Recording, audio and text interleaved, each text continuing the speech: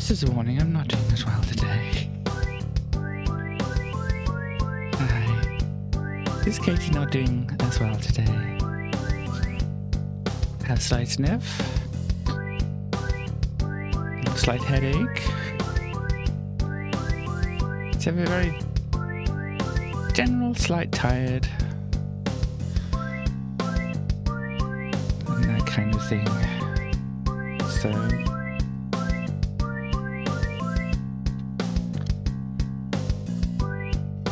hello to us in the chat.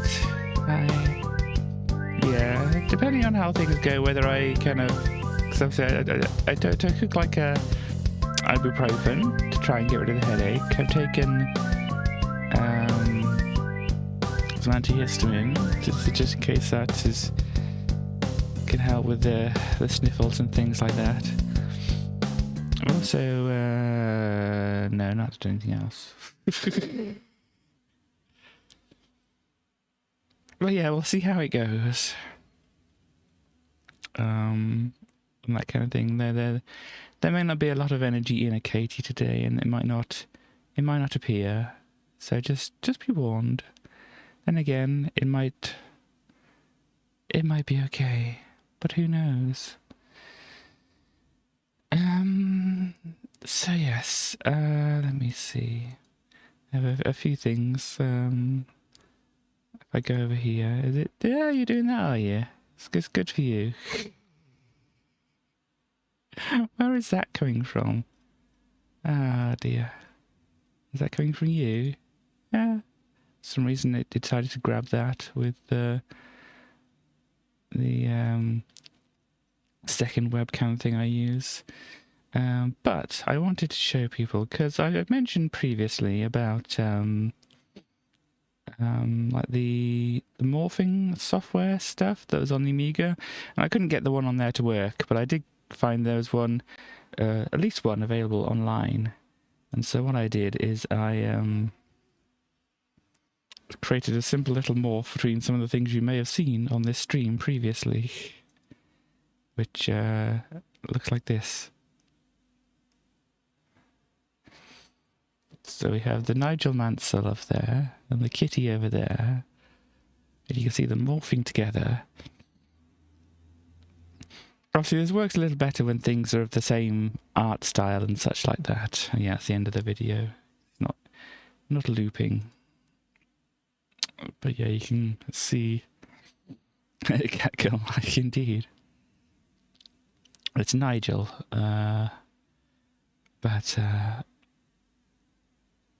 But yeah, so I just keep hitting play over and over again, or unless I find the loop thing. No, can't really find the loop thing. It's alright. But yeah, I mean, what you might be able to see on the picture here, I should be able to demonstrate. You see the little eye things. Obviously, when you do it in the actual software, if you hover over one of them, it flashes on the other one. So basically, this point here is tied to, like, if I look on the right thing, this point over here, and the point in the middle of the eye is tied to this point in the middle here. And then a point on the side of the mouth here is attached to the point on the side here, and such like that, and around the face is all attached in that kind of way. And so basically what it does is, like, if you have this point at the top of the head, which you can't see very well in this picture because I haven't cropped it very well, but it goes up there. So the point at the top there, and then the point at the side of the hat here, and the point at the side of the hat here, like the point at the top here, the point at the side of the head here, the point at the side of the head here. So basically this triangle in the middle, which is this triangle in the middle, just basically shifts from this position to this position, and the colours just fade between one and the other. So it's basically shifting this triangle over to the position of this triangle, and all these other triangles it's shifting to be in the same place and same dimensions as the other triangles. So that's the way it kind of does it. But yeah, I could make funky things like this. But as I said, I only took the first couple of things I found that I had to hand. I think I've done something that's slightly wrong here as well, because if you look at the top corner around here, that doesn't work quite well, but I think it's because I've crossed over some of the lines up here, because ideally you don't want the lines crossing, otherwise it doesn't quite know what to do. and it kind of ends up, you know, doing stranger things.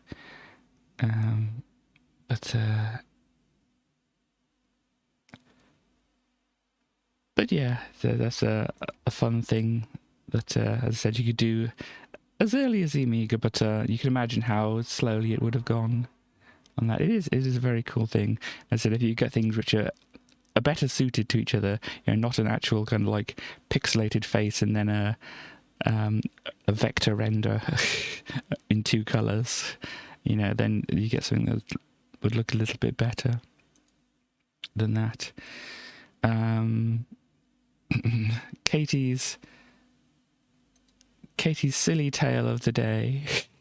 I was feeling this is probably okay. There's an order which this could be told, which I think is the better order is the other way around to which I was going to tell it. So Katie's silly tale of the day can go to a little bit later, whatever. So yeah, I was feeling tired just very early last night. It was normally I don't get to sleep till later, but I was feeling like very tired around like 10 last night, and so I just like was trying to stay awake, but you know, my body was like, no, you sleep now. And so I sleeping, you know, sat up, all my clothes on, all that kind of thing, or whatever. And then I had the hair scrunchie in here as well, and that kind of thing. So I just like just fell asleep like this. And then I kind of woke up like about maybe a couple of hours later, thinking, oh, I should probably just like actually properly, you know, lie down and whatever. And that kind of thing. So I got everything ready for going to bed, and then I kind of like thought, hang on, I didn't take the hair scrunchie off. Where did it go? I was looking around my bed. It's like, because it's just like, I can't find it. It's not on the floor. It's not here and where. Where did it go? And so I was like, I'm too tired to figure it out at the moment. I'll fall asleep now, and when I wake up in the morning, I'll figure out where it is. And so I woke up in the morning. It's like, gosh, you're just like half asleep and whatever, or, you know, 3/4 asleep or what. And I was kind of looking around. It's like, I had no idea where it would be. And then I kind of like felt like a tickling kind of down here. So like, you know, just tried to say, there's a hair down here. And it's like, I pulled out the scrunchy thing. And it's like, okay, so somehow last night when I was like mostly asleep or whatever, this managed to fall off and like go down my top. And then I managed to sleep the entire night, not noticing there was something like just sitting here inside my top. Anyhow, that is Katie's silly story of the day. But yeah, I mean, the strange thing about the way Katie works is that, you know, sometimes almost the strange thing about the way Katie works or doesn't work is that you know, sometimes I can like go to sleep and it's like, oh, I'd like to get more than, you know, so many hours or whatever, and so I can wake up at a reasonable time or whatever, and then my body goes, nope, it's been like 6 hours, you're waking up now, no matter what, or it's been 4 hours, you're waking up now, no matter what. And I was like, great. So last night I was instead of fell asleep about 10 or whatever. Woke up a couple of hours later, got actually ready, probably ready to lie down, turned out the light and everything, you know. Did that. And the entire time I was asleep was like 12 hours. And I don't understand. I really, really don't understand. Maybe it's got something to do with that sniffle I have. Maybe it's got something to do with the headache I have. Or whatever. I don't know. But Katie doesn't work the way that Katie would like Katie to work. Anyhow, Yeah, I mean, there's only one person in the chat, and surprise, surprise, this is the person that I might be talking about next. I showed, oh no, my artist showed me the art for the album. I have not had a hot drink, no. I have had some of this drink. I should have some of this drink.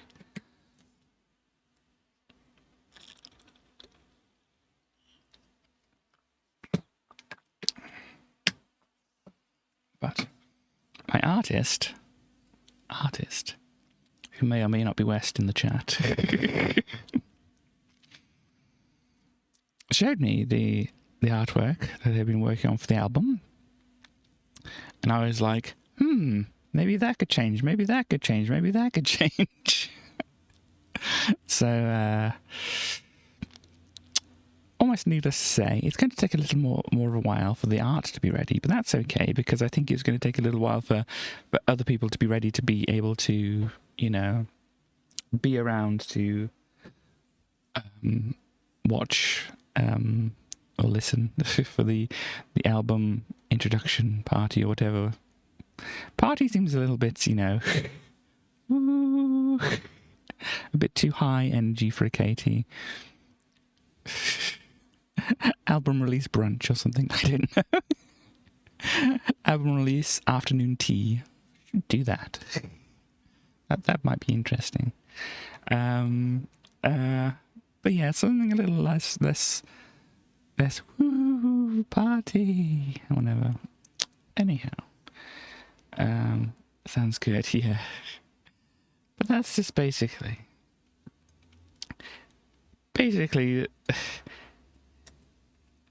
I could say that the album has been, or album release has been delayed slightly from me being a pain in the butt. But it's a number of circumstances as well as me being a pain in the butt that have slightly delayed it.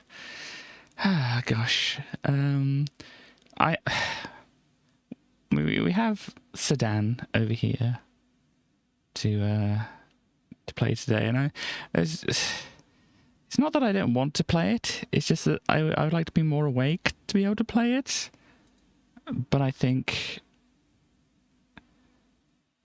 I'm not being a pain, thank you very much.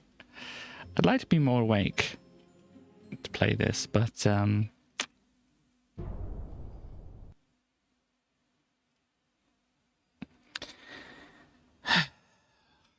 yes, we'll have to make do with what we have. This is the life of a Katie. It's like, sometimes you just can't be awake. Sometimes you just have to have a headache. Sometimes, you know, sometimes all this. Wait a minute, why am I there? I pushed new game, didn't I? It has risen again, but that's not what I want. Oh, gosh. Indeed. I wish to be able to quit out of this. Okay, quit. Yes, as I said, you can see how awake and paying attention I am today. But I said sometimes, with a chronic illness, you just have to do what you have to do.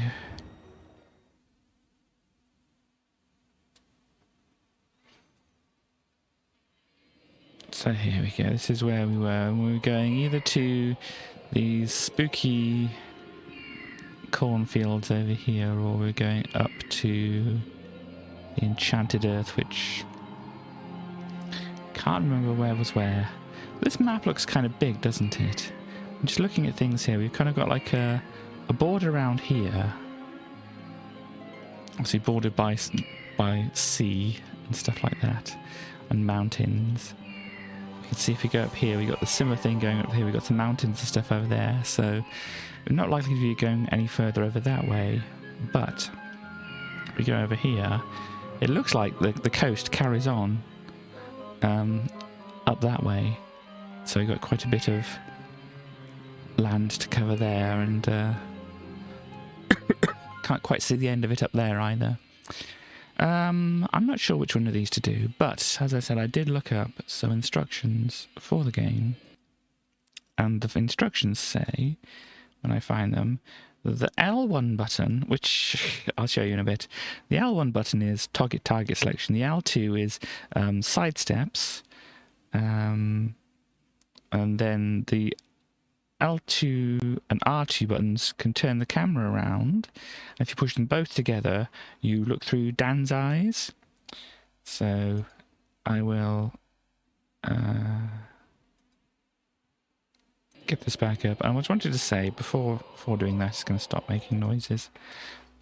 But the way that this controller is laid out, obviously, this is the Cytec P880, which was released quite a while ago now. I don't know how old this is, but it's quite old. And you can see that the layout of the buttons isn't quite the same as what you might imagine. It's got some, two big chunky trigger buttons on the top. Well, not trigger buttons. They're, well, yeah, not triggers, but bumper buttons, I suppose. But two big bumper buttons on the top. So it's very hard to miss clicking it. And then you've got these are the ones at the front here. Obviously, they recognised that most of controllers like the Super Nintendo or the PlayStation had these buttons being the main ones, since they've got the kind of half circles like around these particular ones. But then they've got we put extra buttons, and we put the extra buttons up here. Instead of somewhere else, so obviously it could be good for Mega Drive games or whatever, since you have the 3 buttons in a row or whatever. But yeah, obviously modelled after a PlayStation 1 or 2 controller, depending on when this came out.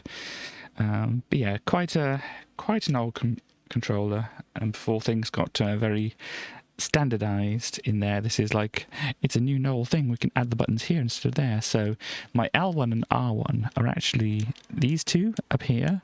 So you can imagine if they required holding down a button on the top and then pushing a button on here and then doing something else, or with a stick or whatever there, that would be very difficult with this, since you'd have to maybe claw it maybe then and do the same kind of thing if you wanted to do it in with this controller. Fortunately, it's just got changed the target and was it sidestep, which I don't think is going to be 100% useful for me, but we shall see.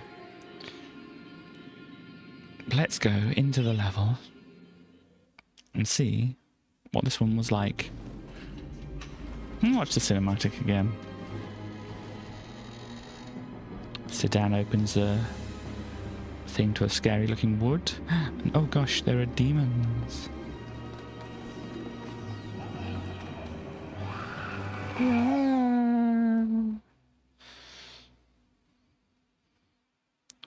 And Spiky Frog.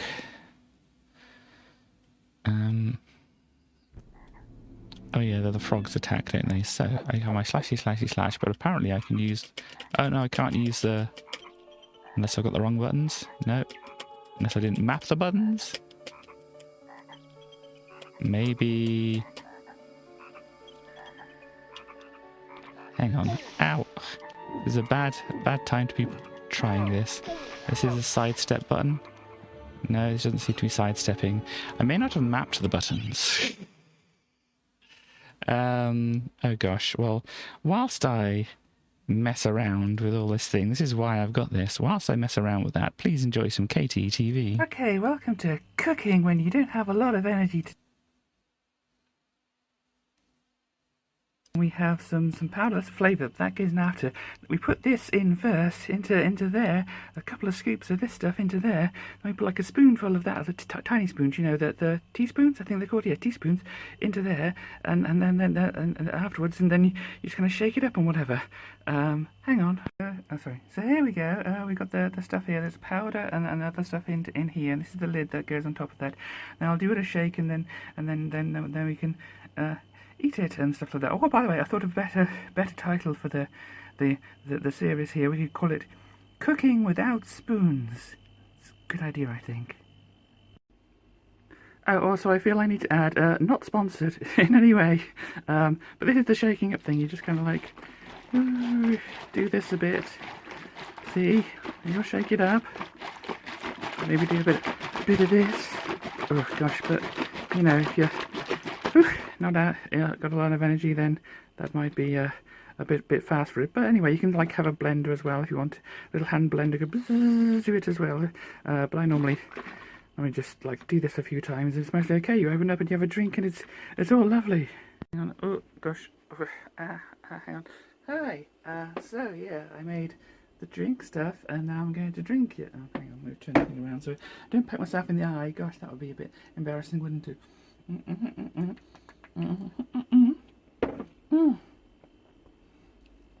Gosh, that is food. Bye bye everybody. Thanks for coming by this first episode of Cooking Without Spoons. Woo! Oh, quick addendum. Apparently the name Cooking Without Spoons has already been taken up by like a website and thing like that. So I guess I can't use that. Let me just see. We got the thing over here. Hang on. There we go. That's. I don't know if you can read that or whatever, but there's already a website called that. So I'm gonna have to think of a different name. Katie cooks vegan things with little energy. I need to workshop this whole thing. Anyway, bye.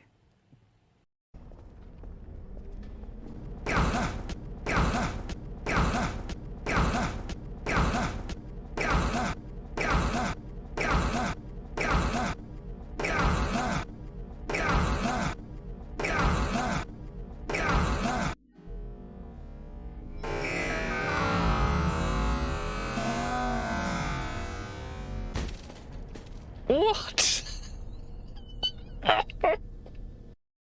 Oh, I'm not worthy enough. Oh well. At least I have a big hammer.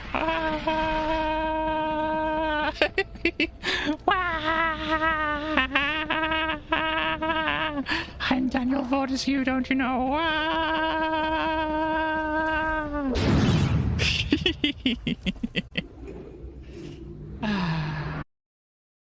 Okay, so now for like episode 2 of like Katie makes the foods for like low energy stuff, whatever this is called. I don't know. I don't have a name for it yet.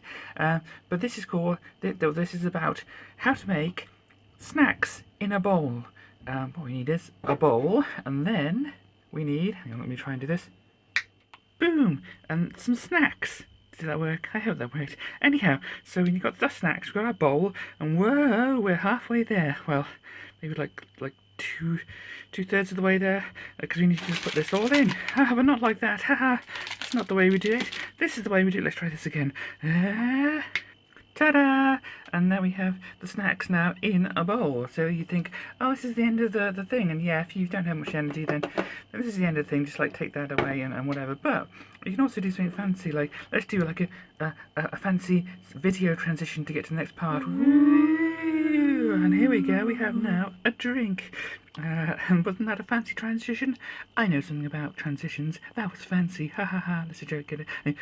Yeah. So we now have our snacks in the bowl, and we also have our drink. This is some kind of just basic fizzy drink and whatever. But you can see I've gone this extra step of being some fancy because we've got some reusable ice cubes in here. Okay, I think we're ready.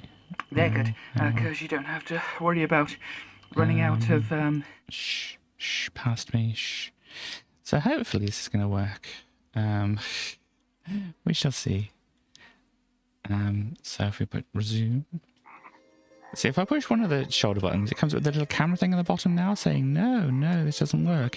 Push the other shoulder button, it's not working, which is kind of like slightly worrying to me. Then I can push some other ones. This one now allows him to do like sidestepping stuff and stuff. He looks a bit weird. And the other one should change the focus when I need to do that. Hello, Chaos. I hope you're doing well today. I'm not doing as well as I would hope to do, but you know. I think it's okay. I think these levels are going to be tricky for me anyway. Yeah, I don't have a shield, do I? So it's not going to help. You are tricky. Oh yeah, if I run as well, if I do this, I can do the shoulder barge as well.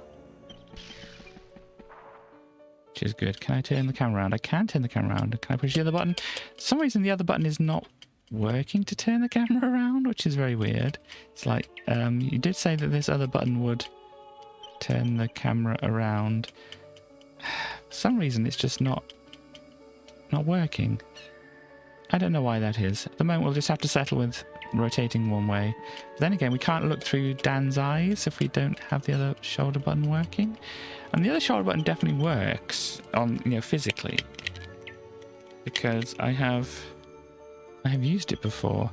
Sorry. I could go back to the other thing to mess around with that, but what I think I'll do is I will just try again. So where are we? Maybe because I messed something up by going into this, and this is just not working.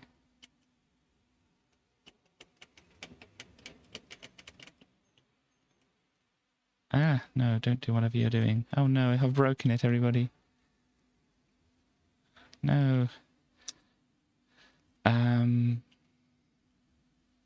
But I mean, that should work. Hang on a moment. I want to try something out here. Go back into the game, and then apparently that would work as well. But that's not.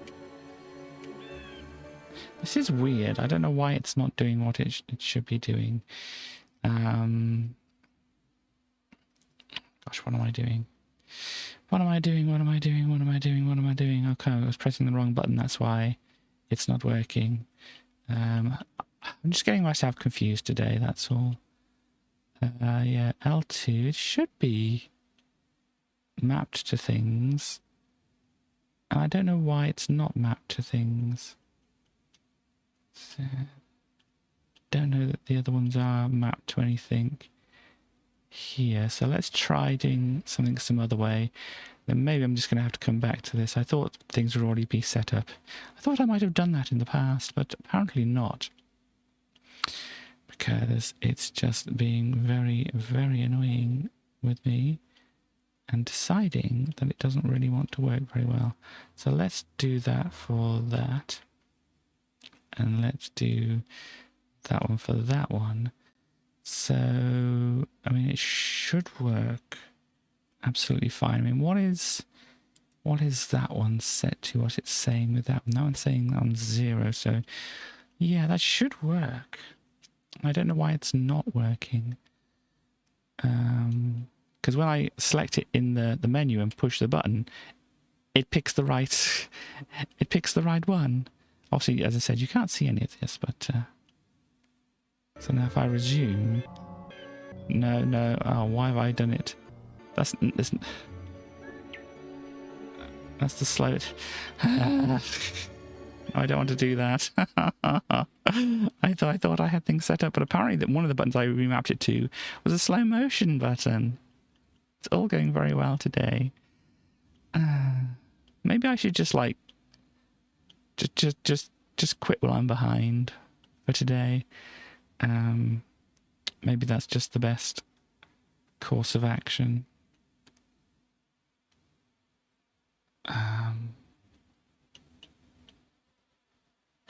Now, no, it's just some reason. It might just be the software. It's not recognizing that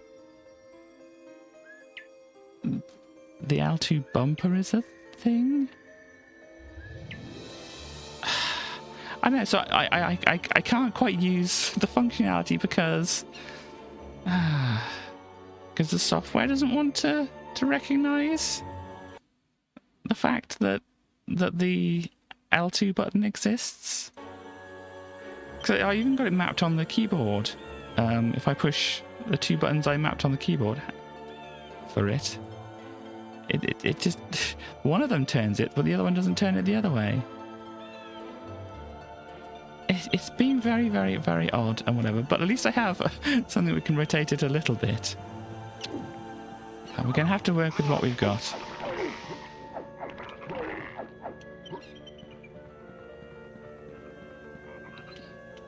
No, hang on, wait a minute. Oh, there we go. Are we facing the right way now? Oh, gosh. These frogs are very rude as well.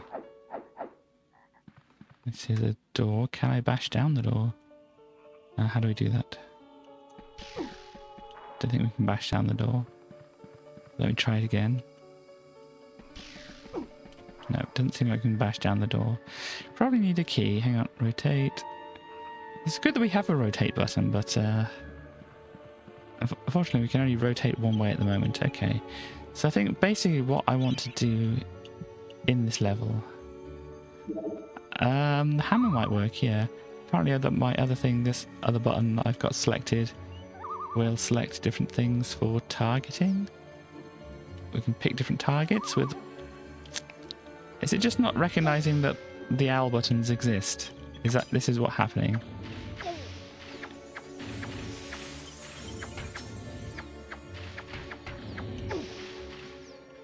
I can do my side steps, but I have to.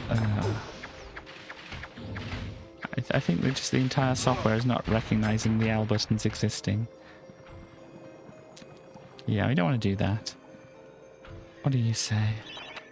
There used to be a coven of witches in the caves beneath Cemetery Hill. The whole forest never smelt the same since. They're very rude about witches, aren't they? There's my jump button. That's what I wanted. Can I turn? There we go.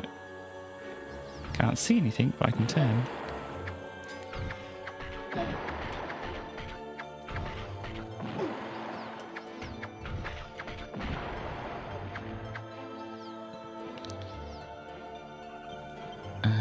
There's more of them over here as well. But yeah, it's not selecting the other. Seeing is not believing, apparently. No, I think I need to find like a hand thing to open the doors up. Keep out! This gate leads to the Tomb of the Shadow Demons. Okay, turn around, thank you. I'd like to be able to turn around the other way, but it's going to be a pain.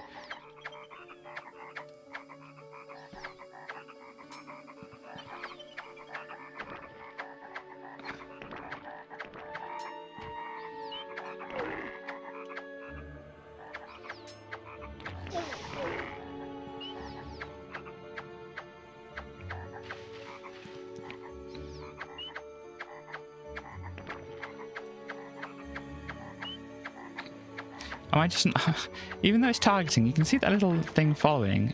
It's not actually. Oh dear.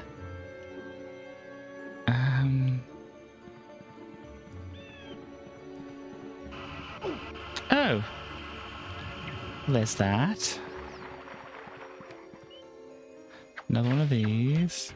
Hang on a minute.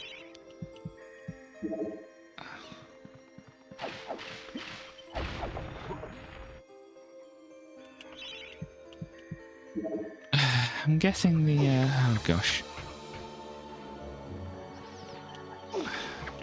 I'm really not going to do very well against these, am I?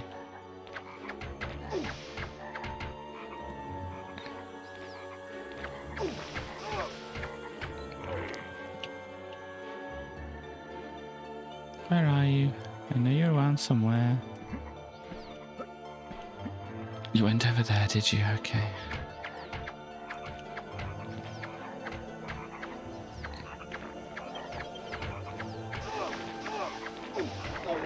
Yeah, I don't think these knives are working either.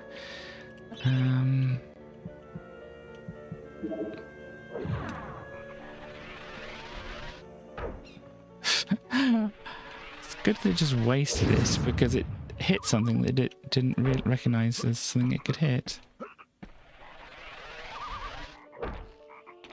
Yeah, what is this?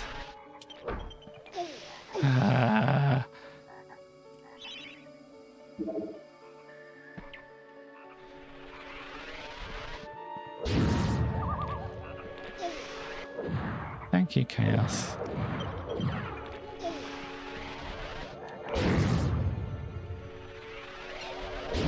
What is this?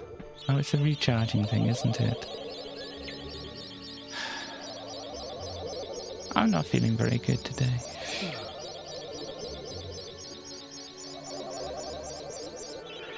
You know, I was going to protest Chaos about, you know, being building or not feeling very good, but you're used to that, aren't you? Being in the land of the free.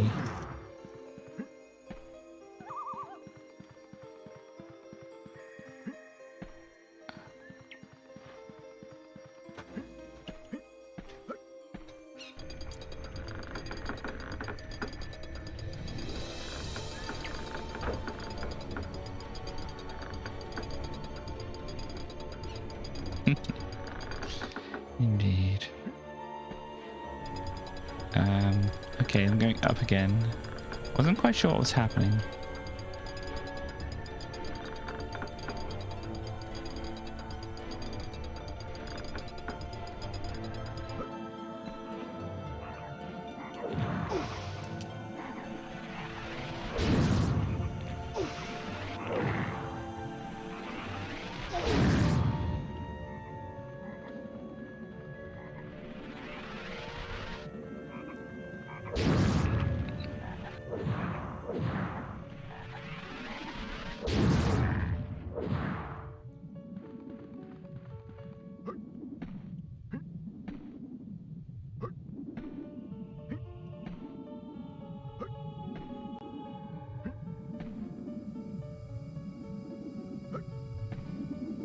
Uh-oh. Ah! I don't want to have to do this. This is what it's telling me I need to do. I don't want to have to do this. This is mean. This is mean. Why would...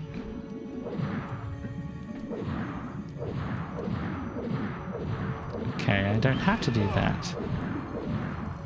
Hang on. What am I doing exactly? Wow.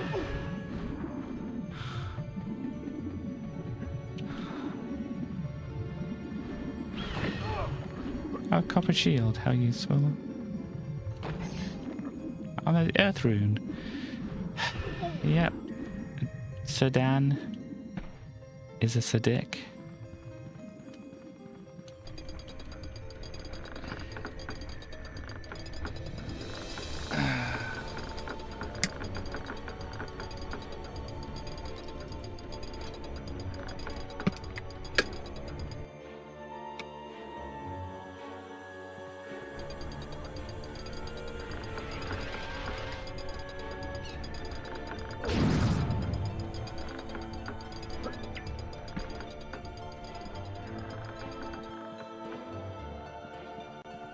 So where was the door? Hang on, let's turn things around so I can see where I'm going.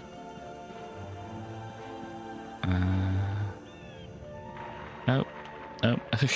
Not that way. I don't know where I'm going. I think I'm going the wrong way. Yeah, here's the way I want to go.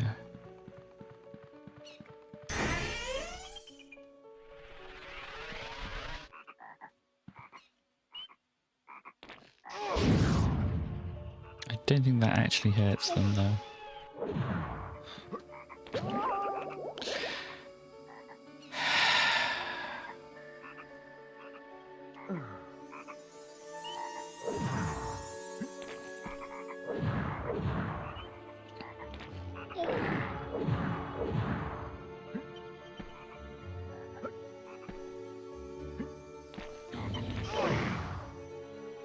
Hello. None shall enter.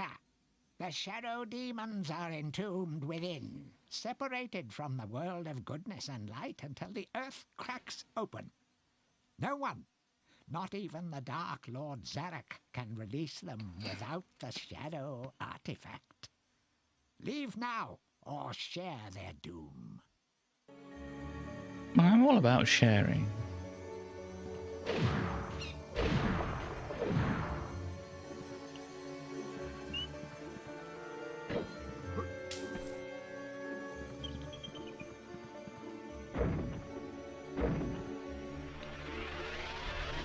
It's not even giving me an option. So that was it? Do we open up anything else? Well, I don't know. Do we open up anything else? Because I lost a lot there. Didn't gain very much. So I don't know if there's any point in me saving. Because it's basically... Oh no, that's the wrong button. It's basically saying you just wasted your time going through here.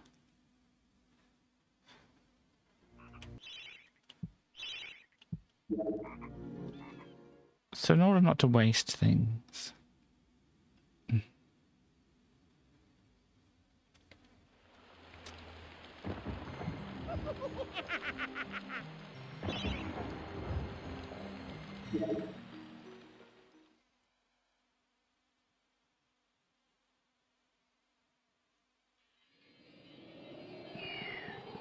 But I don't think you can waste things. It's just, you know, maybe I'm in a better position now. Maybe I'm not. I don't know. Yeah, we have the scary scarecrow fields.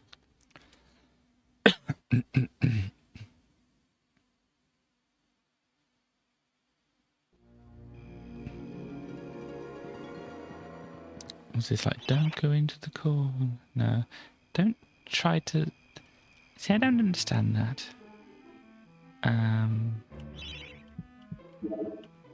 Just don't be a hero with scarecrows. I mean, they're really not that tough.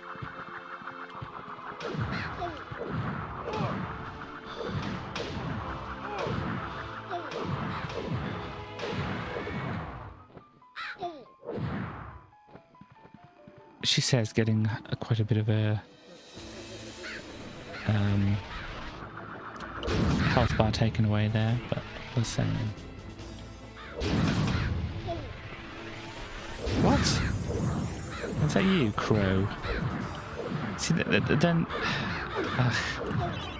oh, you're still there, are you, Scarecrow? Okay. Now the crows have gone.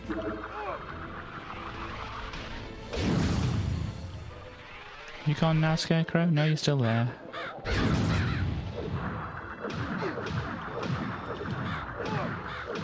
I think I was doing better with this sword.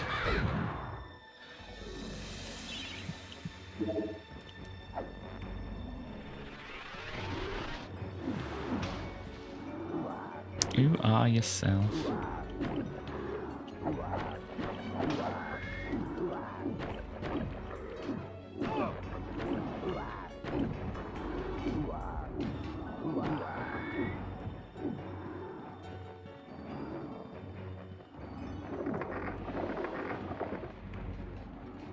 So yeah, we need a thing to get through there, which we get from elsewhere. See, I think the good thing about the one attack is that it pushes them back, as far as I can tell.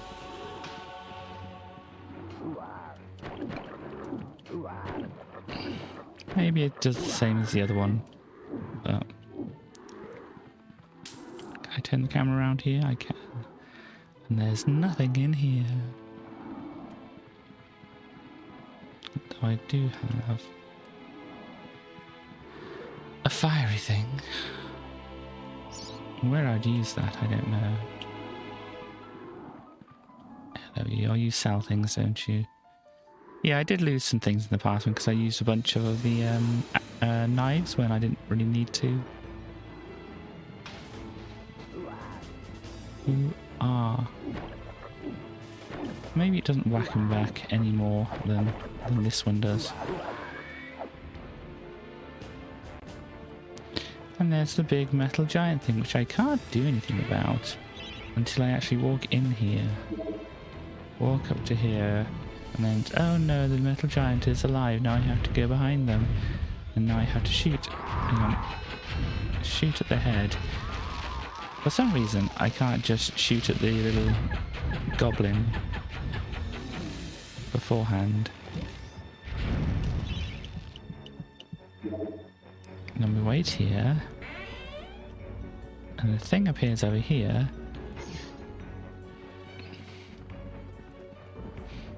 And we can go into here. Or wherever it is, it's here. Ow, bats.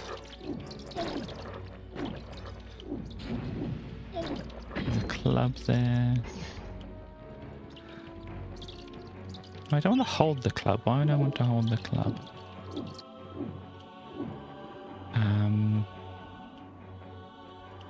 So wait, what? Is that it?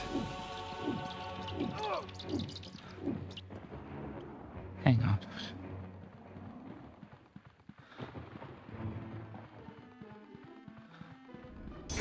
I got that from somewhere as well. Oh well. Okay, so now I can run. So when there's the empty one... There isn't an empty one. Okay, just run for it then, Dan.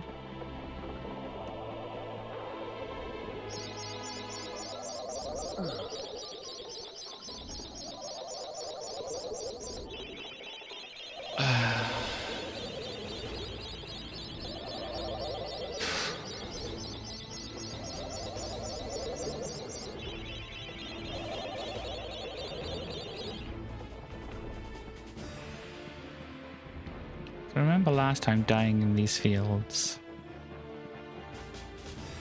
You also hang around in the geezers, do you? Well, I didn't want to say anything about you hanging around with geezers, but you know.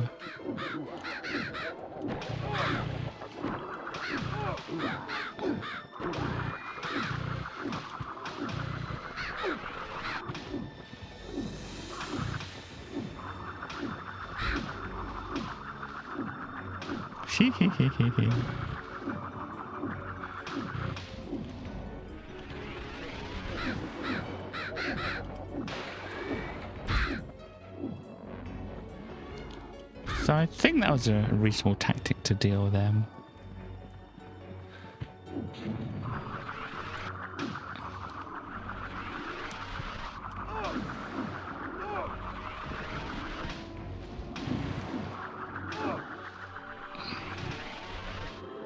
Come on. Oh, you got Squawkies coming after me.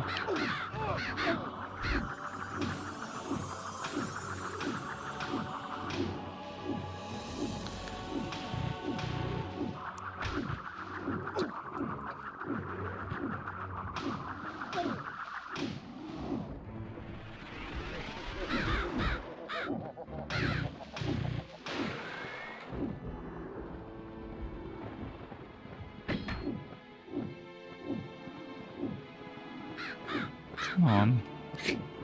Little crow. Stop being annoying. Then it's gonna do the thing. Yep, I'm aware. Gosh, and then it shoots at me.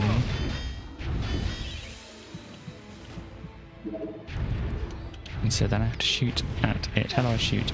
There we go. I think if I clawed this and did the sidestep, that might help. But it can't shoot at me now, so that's okay.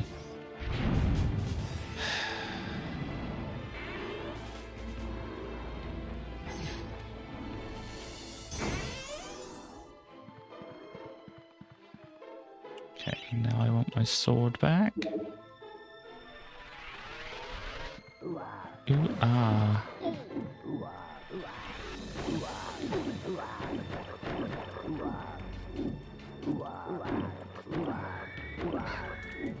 Crow?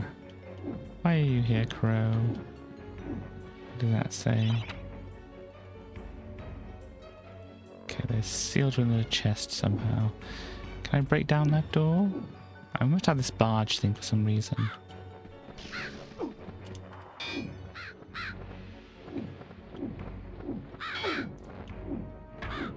These crows are very annoying. I just want to test something. Can I run through here? No, you get very much caught up in the corn. You cannot run through the corn.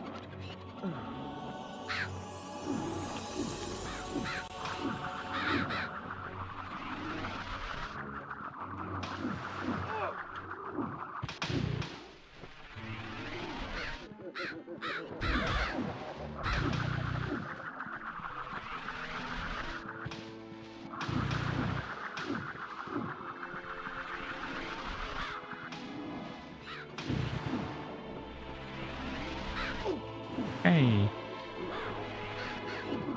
Okay, get the idea. You're all very annoying, you know that. Right. What is this? These fields are home to many mad machines, but the most bizarre of them is housed within this barn.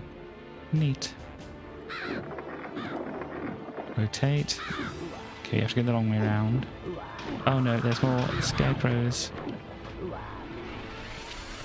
Can you turn around the right way, please? You can't turn around here, apparently. I don't know how those chests are helpful. Oh, there's a demon serpent. Is that the demon serpent which was going to fight beside me? Is that... Okay.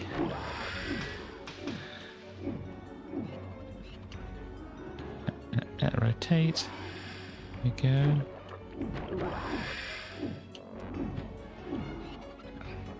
Do I go in the barn? I do go in the barn. Gosh. The corn cutting machine is missing a part. The cog fell off this miracle of modern agriculture and hasn't worked since. Okay, so if you find a cog...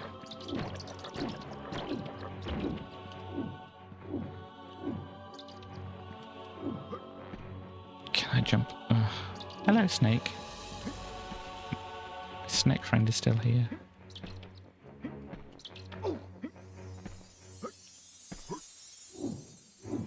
Daniel Fortescue killed by bats in a barn because he couldn't jump. Okay, we can't go up there. Can I push this? I can. Oh gosh. Collision detection. It's working, everybody. It's working as intended.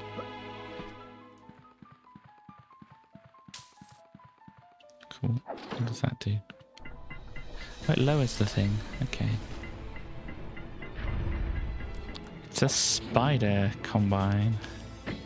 And I've got a copper shield. So I need to fix this somehow. It'll break through the door there. Okay, I don't think I... No, it's the wrong... Don't think I have a cog, which I picked up at the moment.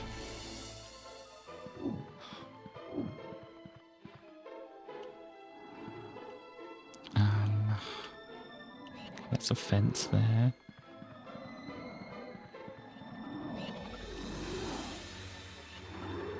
What is down here?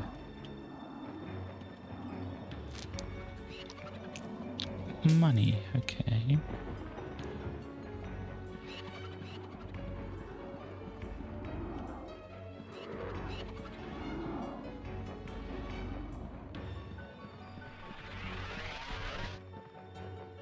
Rotating. Ooh, ah. Oh, they're gone. That's good.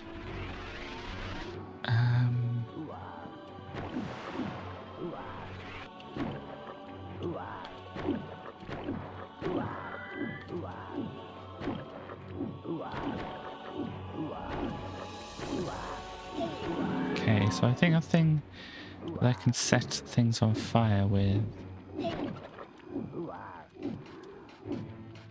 You are indeed. Now, what would I want to set on fire? Because I can set this on fire. Can I set these haystacks on fire? No. I set the corn on fire. No, I don't see the point of having the fire at the moment then.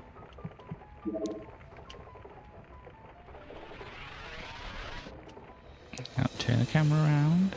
Here we go.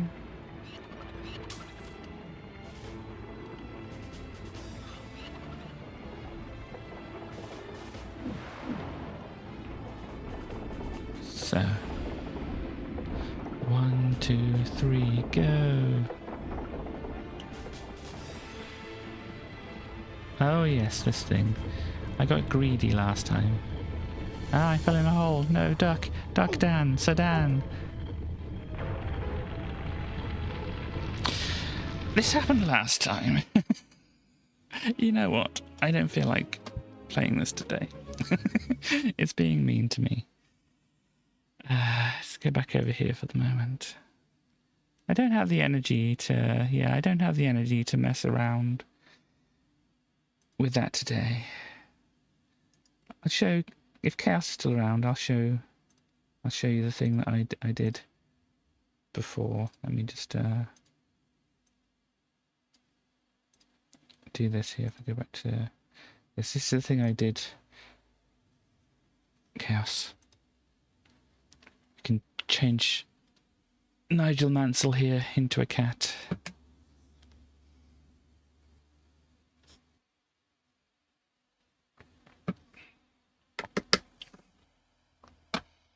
Yeah, game was bullying me today.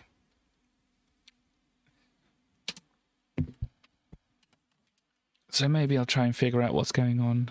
Nigel, indeed. So maybe I'll try and figure out what's going on. In the meantime, with those L and R, or all those L buttons, because it seemed like both the L and the L1 and L2 weren't working, no matter where they were mapped to on the controller or the keyboard. It's a very odd thing. So I'll have to have a play around with that.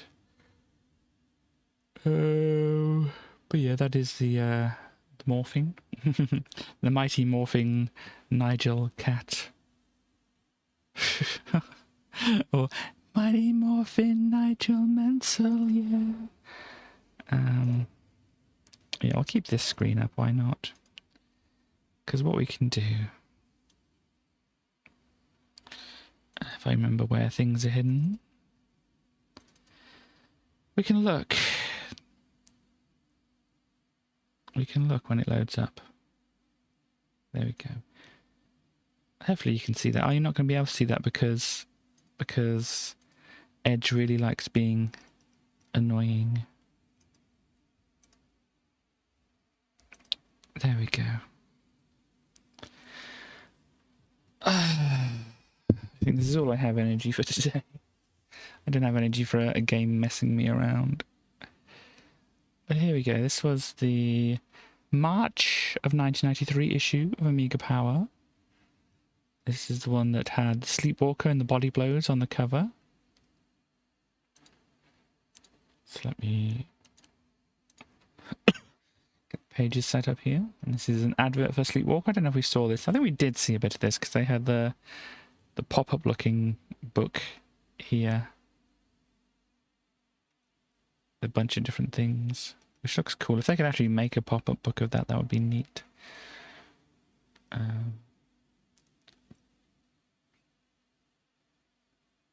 But let's have a look.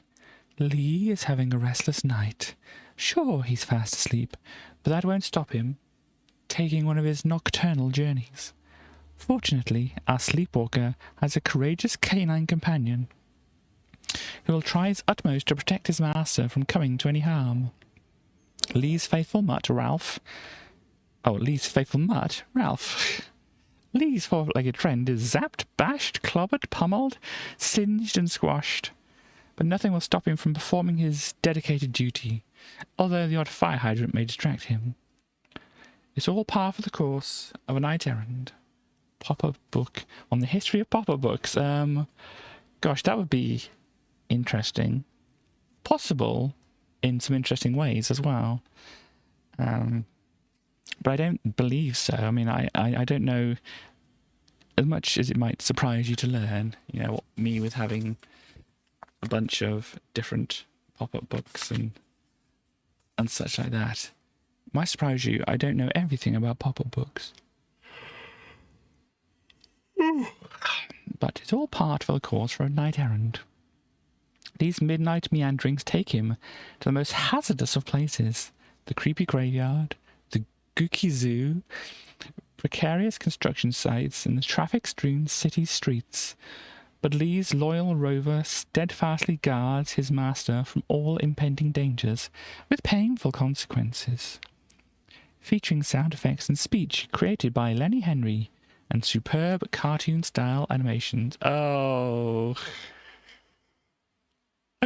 Lenny's even getting in on the action here. Make Sonic look like a hedgehog. I mean, that as insults to Sonic the Hedgehog go, calling him a hedgehog is, yeah. You'll want to take a bite out of this. Lenny, you're supposed to be a professional comedian. I mean, that's only going to be funny for people who don't know about games and were like, haha, that's amusing because Sonic's supposed to be fast, but he's literally a hedgehog because he's called... Never mind. So brilliant, it left me speechless by Mr. Bean. More amusing than something so amusing that when people seeing it, they say it's amusing, by Edmund Blackadder. So basically 2 Rowan Atkinson characters we've got here. We need a Zazu chiming in now. Anyhow, here are some ideas on how you can get onto the Sleepwalker sponsorship trail. Bye, Sleepwalker!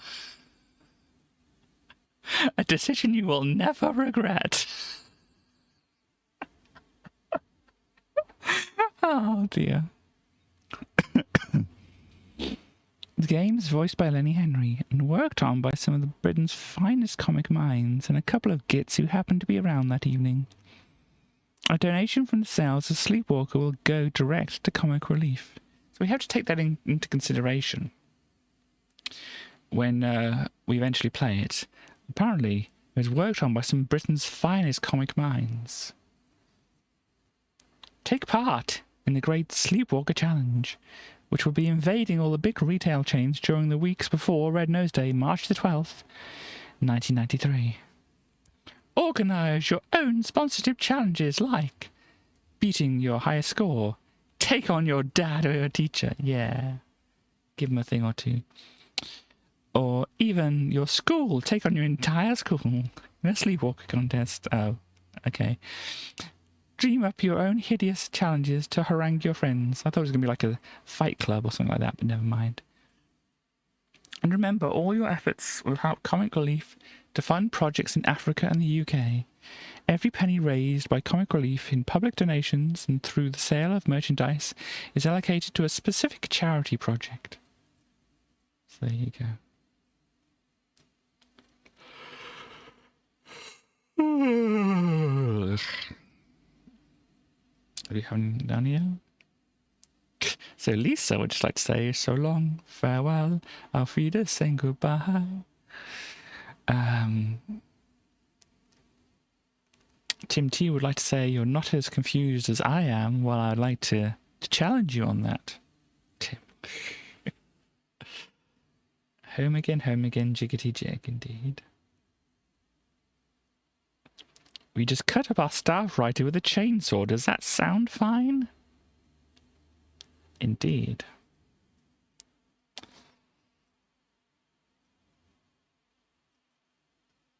Oh, here we go. This is what's going to be on here. This is a Sleepwalker and... Oh. Excuse me. Not content with having an itchy nose, Katie now has an itchy ear. Paraphrasing Evil Dead 2, okay. That makes it a little bit better. But yes, what I tried to explain during the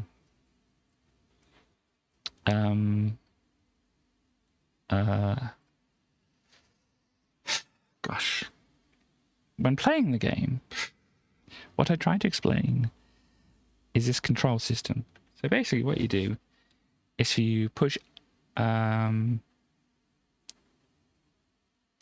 yeah, I think the controls here are, if you hold down the button and press these directions, it does the capital, the ones in capitals.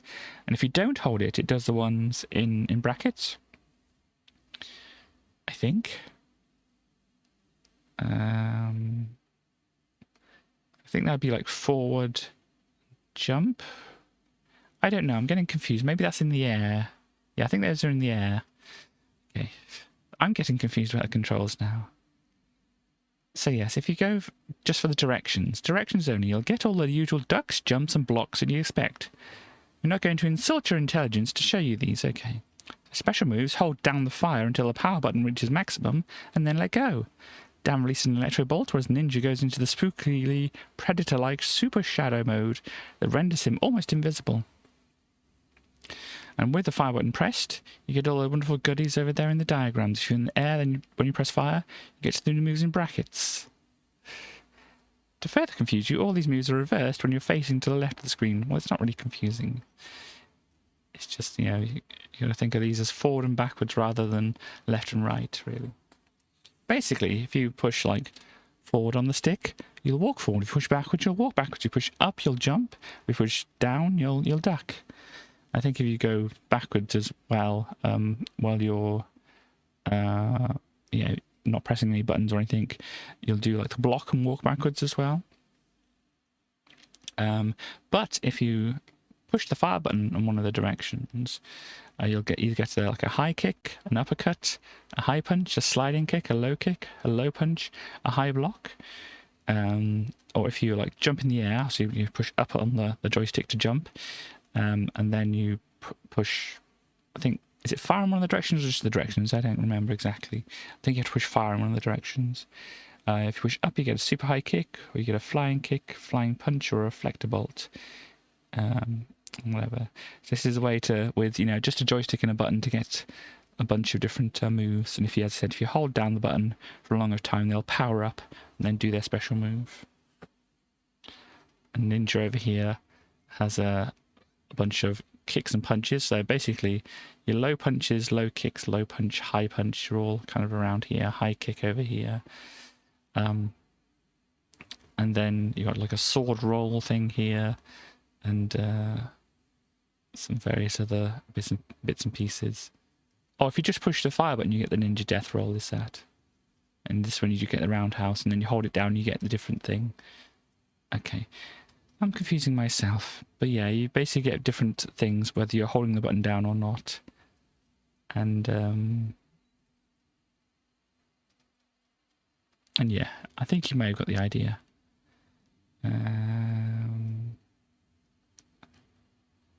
Greatest Amiga event ever. Is this the one that was better than sex? It looks like it, doesn't it?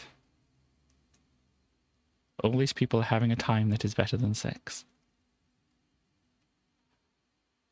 I mean, that slide definitely looks like it's better than sex.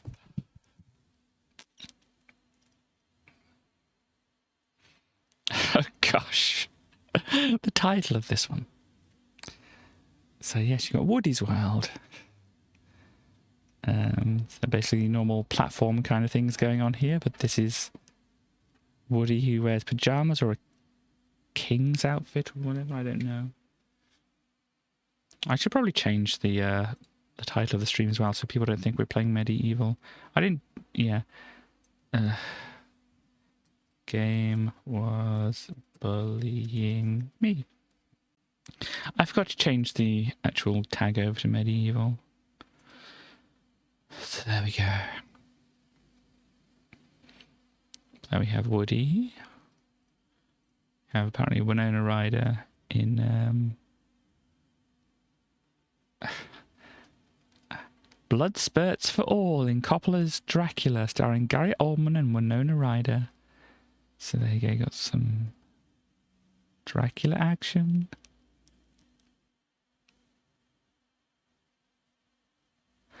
I don't know what that's about. Lionheart delayed. I did see something here. Silica break the CD price barrier. Oh no, it's the elevated A570 drive. Look, you can get Zool and trans rights. A word processor. No, it's trans rights.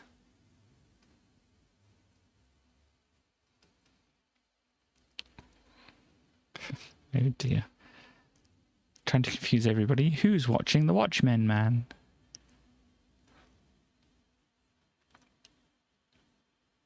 And that's Beneath the Steel Sky. I think Beneath the Steel Sky was a pretty good... oh dear. Beneath the Steel Sky was a pretty good... good game. Definitely one I need to add to my list if I haven't already added it to my list. Did we see this before? I don't know.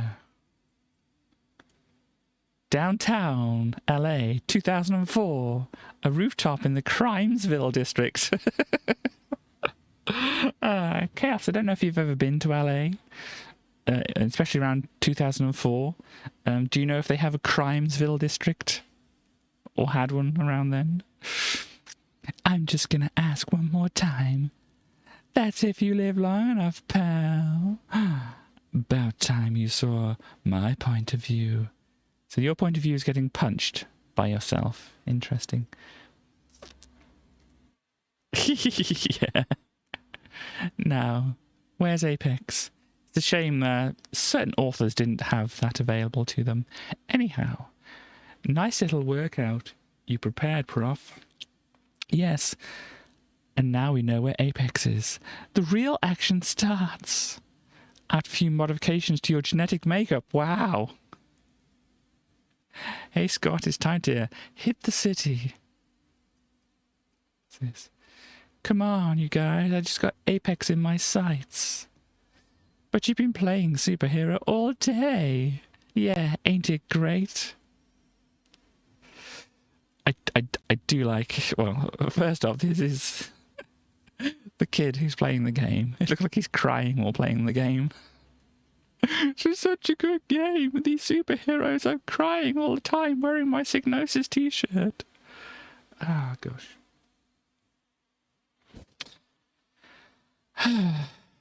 Also, look at these hairdos up here.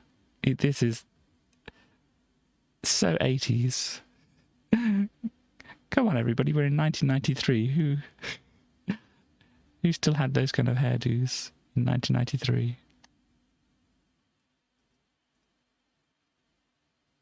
Anyhow.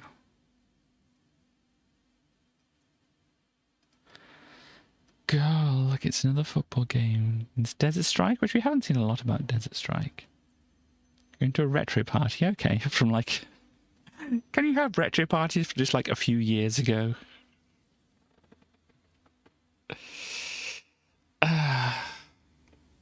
I mean, I could understand, you know, in like maybe a couple of years' time, once hopefully all the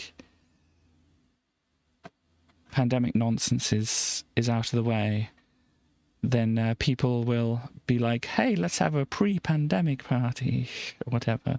I can understand that, but that's not more retro, that's more like, hey, virus, whatever. But,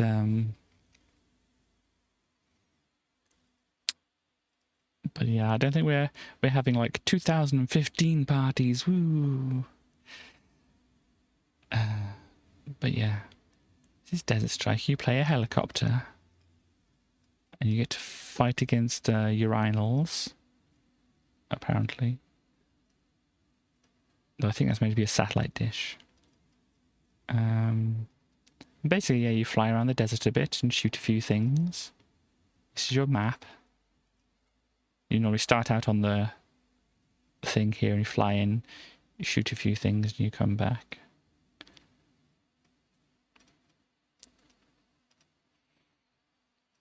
As gameplay goes, I remember enjoying the gameplay.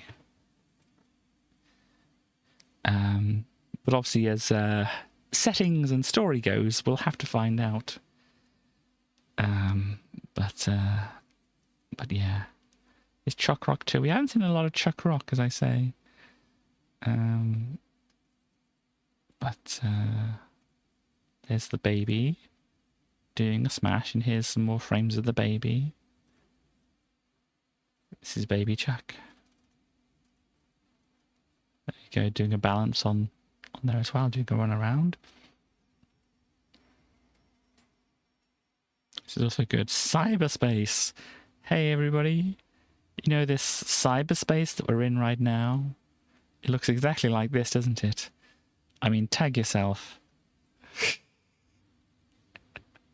Are you this potato person, this potato person? Or this potato person with goggles? I mean, really, what's happening with the proportions and stuff of these faces? I'm mostly worried about this person because they've got their eyes up here, which are very, like, thin eyes and whatever, and they don't seem to have a mouth or anything.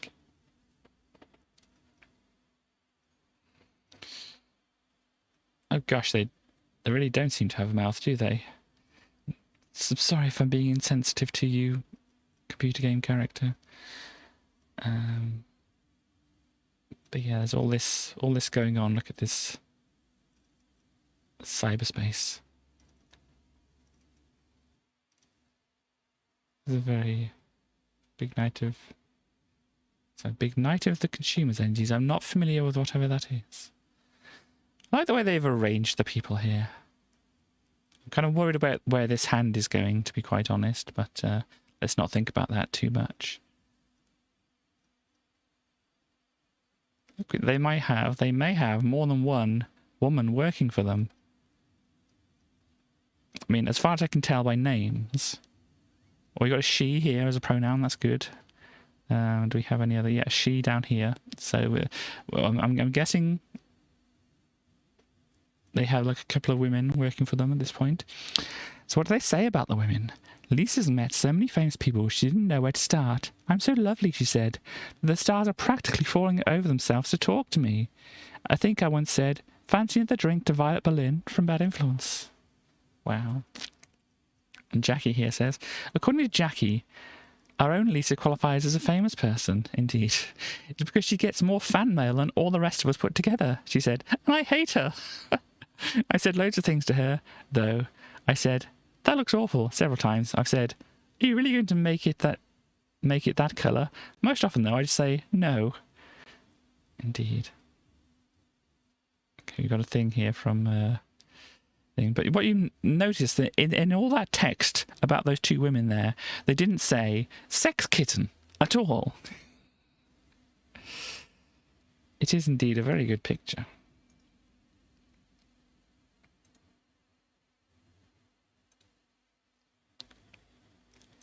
I mean, take that Amiga format. These people have two women working for them. Night of the Consumers.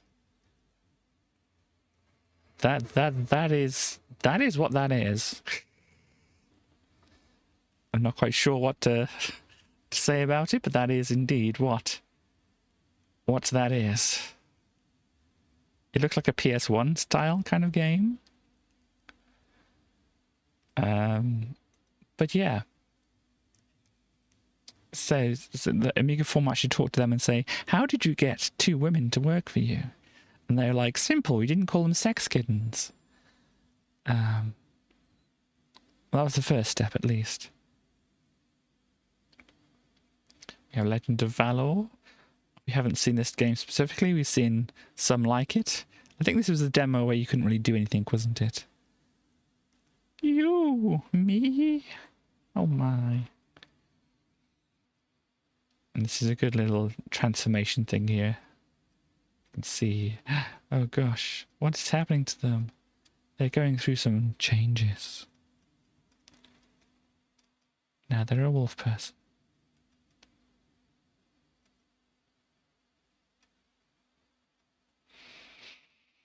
More of that vector storm. Sleepwalker. Did I give it a score here? 84. So yes, the finest comic minds, remember, the finest comic minds in Britain worked on this. It was the night before? No, that's something else. They call Lee the stupid kid for whatever reason. They're being a bit mean there, I think. Doesn't stop him standing on the dog. It's hilarious. And he jumps out the window. The dog jumps after him. Oh look, there's an elephant with a trunk tied up. There's also a cat in a dustbin, which is a good luck.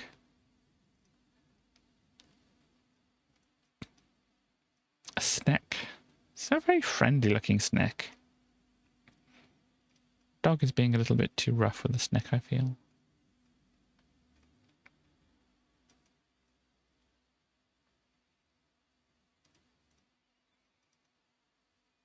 Honestly, if the finest comic minds worked on this, it's not really showing in the screenshots, is it?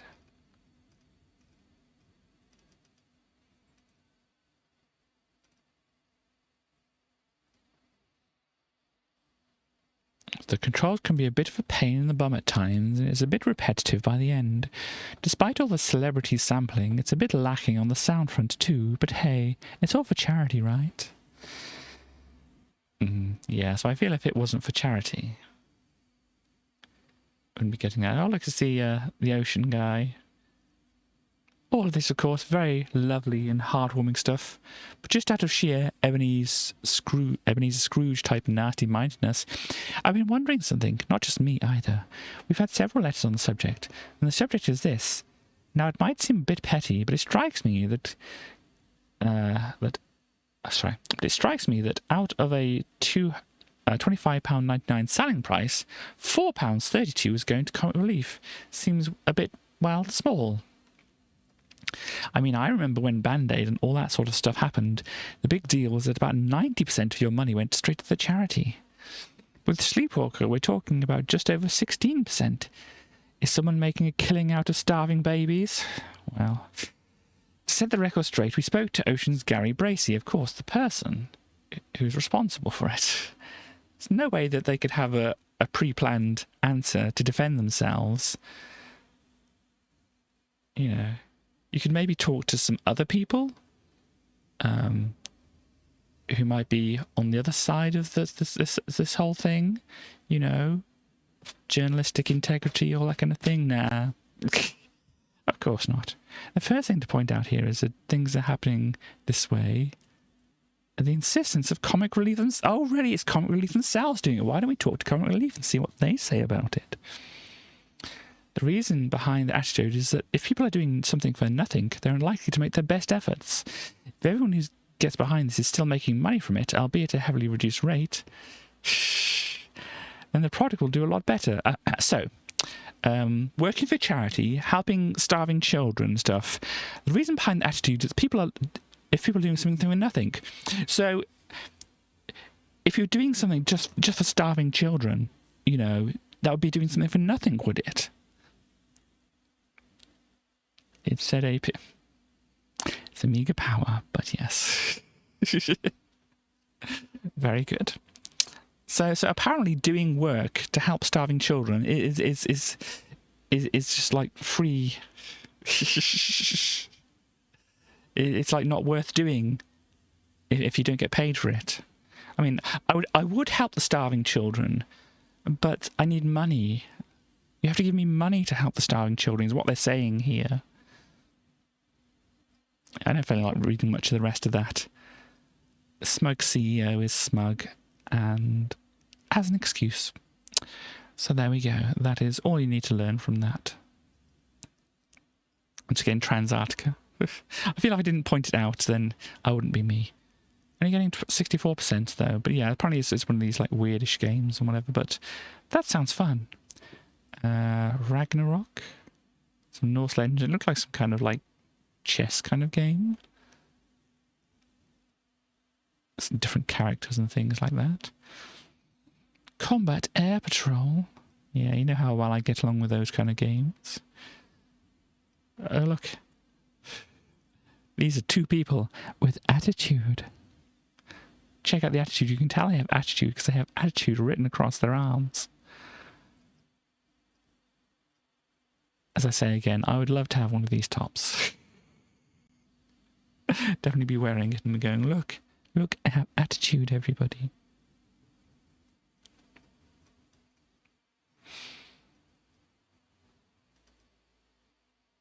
Okay, Curse of Enchantia. These screenshots look very interesting, and when I eventually get to playing it, it looks like it might be fun. Indiana Jones and the Fate of Atlantis. This is the point-and-click adventure version of it. Should be good as well. Kyrandia has a Pegasus in it. Neat. Stuff like that.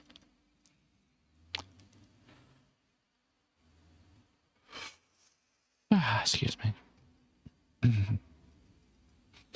Oh no, you're lemmings. I remember they had the competition for people to dress up as lemmings. Here's a frightening one. I'm guessing most of them are going to be frightening. So that was a Christmassy one. This one's Lemming doing a dig. It's rather good. Rather good outfit, I have to say. I wonder where they got that from. If they made it, then that's like, well done to them. Because it looks rather the right shape for these kind of things, doesn't it? And then you have the other end of the spectrum.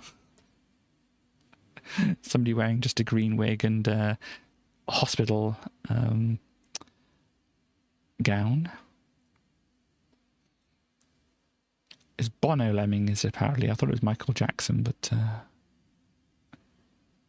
there we go. Where are people getting these things that are this shape? Oh gosh, this is frightening. Roland and Antonia.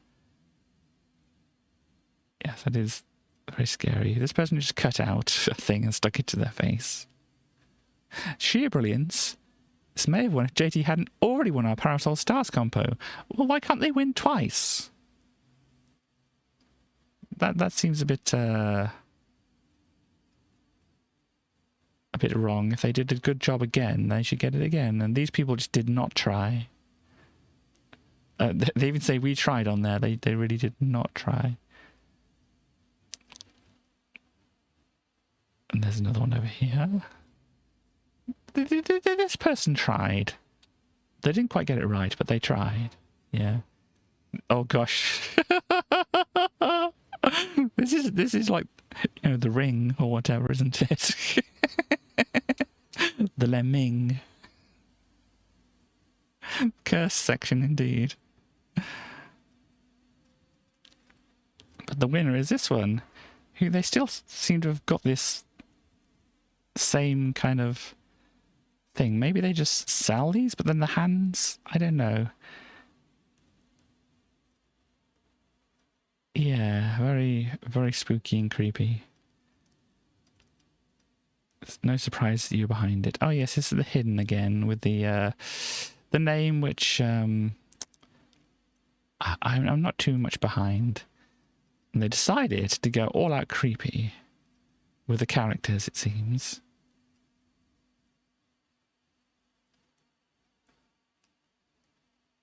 Sorry, it's supposed to be giving like a devlog here of the actual thing here, but they decided to talk about some other things. It said, disaster. Not one of our previous games works on the A1200. How can I cope without Puggles?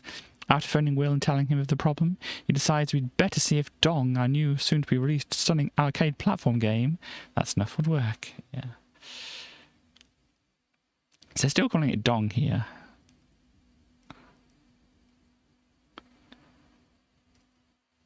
Gosh, these faces.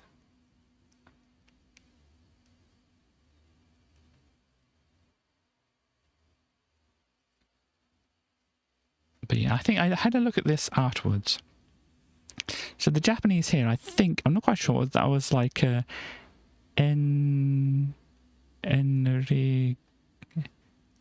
it? Energy, so energy maybe? But then this one over here was was it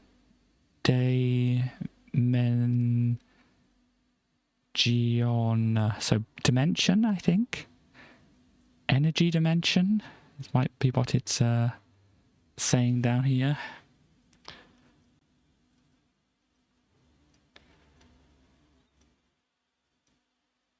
Anyhow, moving on. Piracy? Oh, it's not about piracy. It's about a game called Piracy. And Space Crusade as well. Vector Storm. Yeah, we saw the adverts for this.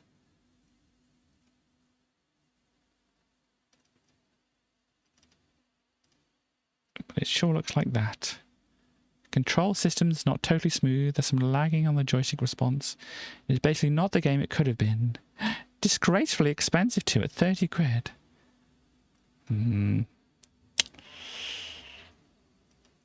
Crystal Kingdom Dizzy, 25%. Gosh, I wouldn't have given it that low.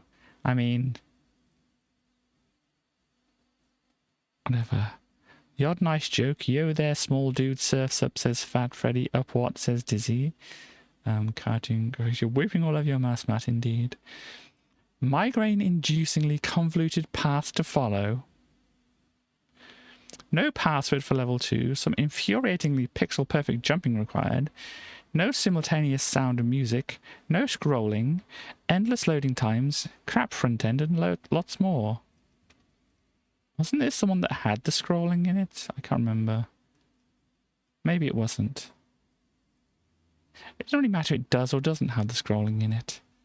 But really, I wouldn't even give it that low of a score. It was a reasonable game as far as I remember. I mean, it didn't have a windy shaft for one.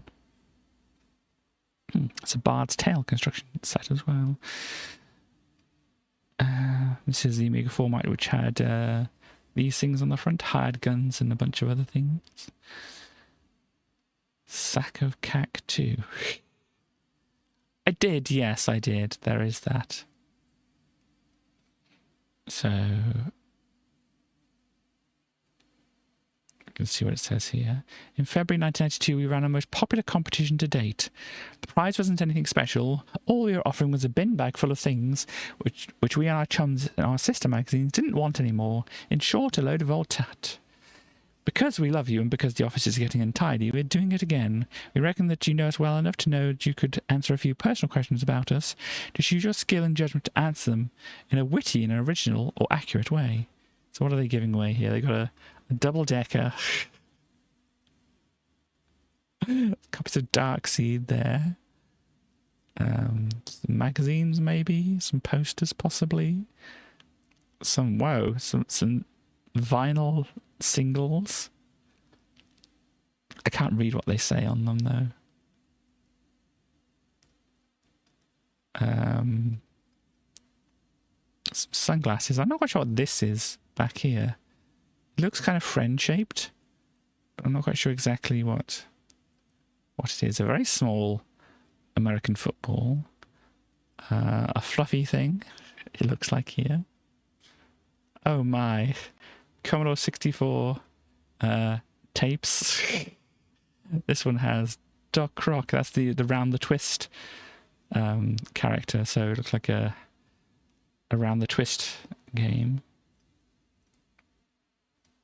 Some 3D glasses. The anamorphic, I think they call them. Anaglyphic. I can't remember. There's a bug in there. Some bubble gum. They just like strewn around. A big jar of bubblegum, maybe. Some other kind of controller, maybe. And another joystick over here, it looks like. Whatever the heck this thing is. Also looks like a flight stick of some kind. I'm not sure what this is. It looks like meat. What's the nose? I think it's a nose. In the 80s, everyone wore 3D glasses 24/7, yes. I could say, this is why I always see things different colours, different eyes, but that's a bad joke. Is this some kind of bat? Very fluffy looking bat. It looks very nice and very, very good, but I can't quite make it out from whatever it is there. A ladybird book, is that? Or some kind of thing like that. Does I say Shakespeare? Midsummer Night's Dream? But it looks like it's, a comic version or something of that. A Motorhead CD. Is it Simon Chapman, Campfires and whatever? Like an Amiga Power thing with the one with WizKid and whatever on it. A dirty looking football. A watch. Whatever this is. Click. I'm not quite sure what that is. A rubber band ball. Oh, look. Is that Gordon's? Is that Jim? Gin? Shakespeare Made Easy. Might be, yeah. Shakespeare Made Easy. Yeah, it might be. Is Gordon's gin? Or is that something else? They're giving away some alcohol. So all the kids that enter can have a nice bit of a drink. Stuart's question. I'm thinking of a number between 1 and billion. What is it? Tim T's question. A famous pop star stole my girlfriend. What band does he play for? Mark R's question.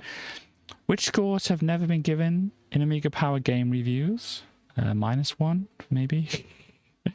Lisa's question, what character did I play in Greece? Mark W's question, they haven't highlighted that properly. Did I ever tell you that I'd been to America? Tim N's question, where's my blue pen? And Jackie's question, what exactly is the gaffer in Kate Bush's song Suspended in Gaffer? Well, I'm guessing it's going to be suspended in gaffer tape, and that sounds a little bit kinky to me. Anyhow, you have a large bottle of champagne, empty. Oh, it's an empty bottle of champagne, okay. That's what that Gordon's was.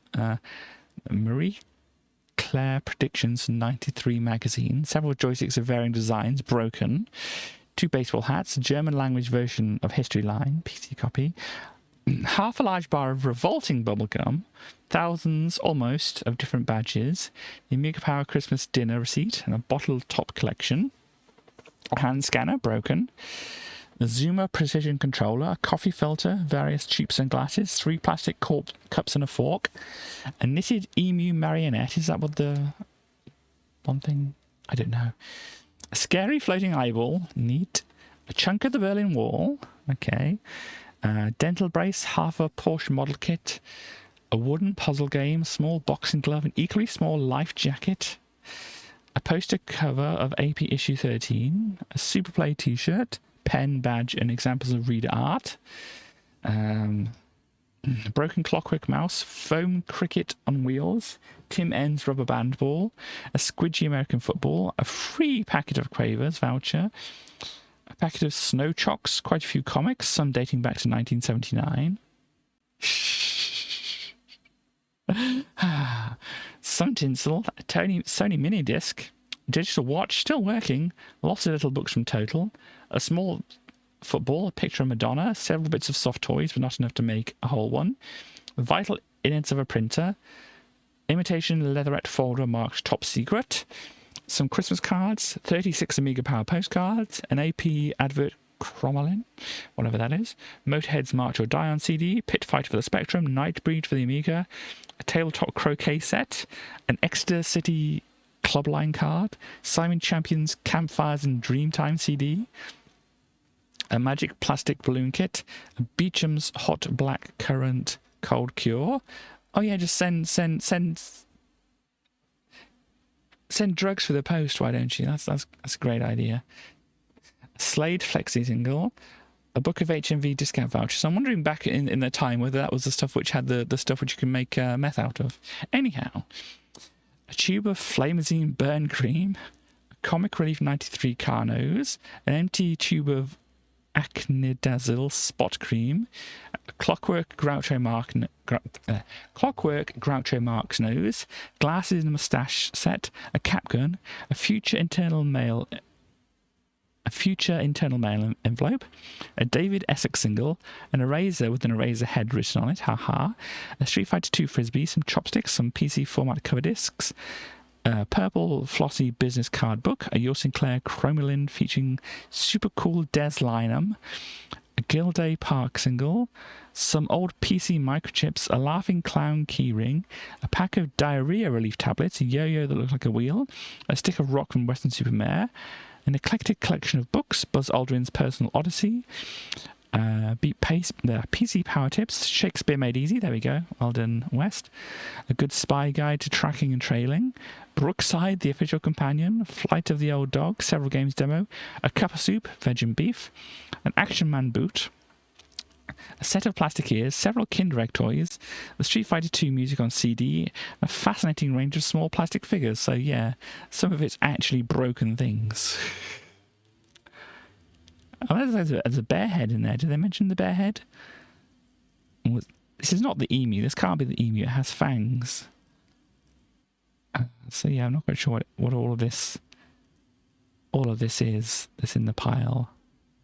That's the picture of Madonna up there. I was getting slightly worried for a moment there.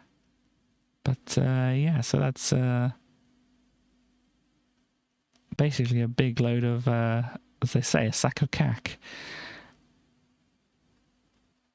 Bits of cuddly toys. Oh, the bits of cuddly toys were there. Okay. Odd, but okay. So we got a bunch of cheaper things here. American Tag Team Wrestling, they give it 23%. They say, Mr. Green does the cha-cha while Mr. Purple tries to look seductive. Oh dear. If your idea of fun is to waggle a joystick until your wrist is completely knackered, in the hope that you might get the odd blow into your opponent, this might be the game for you. A poor man's WWF Rampage, and we gave that 18%. The only good thing is you can say that, while WWF is marginally better, you'd only be wasting £8 if you bought this one. Okay.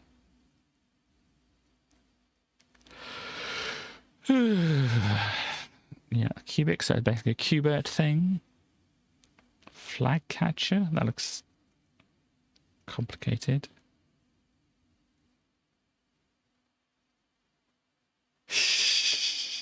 I already know what this is, or I already know what this is derived from.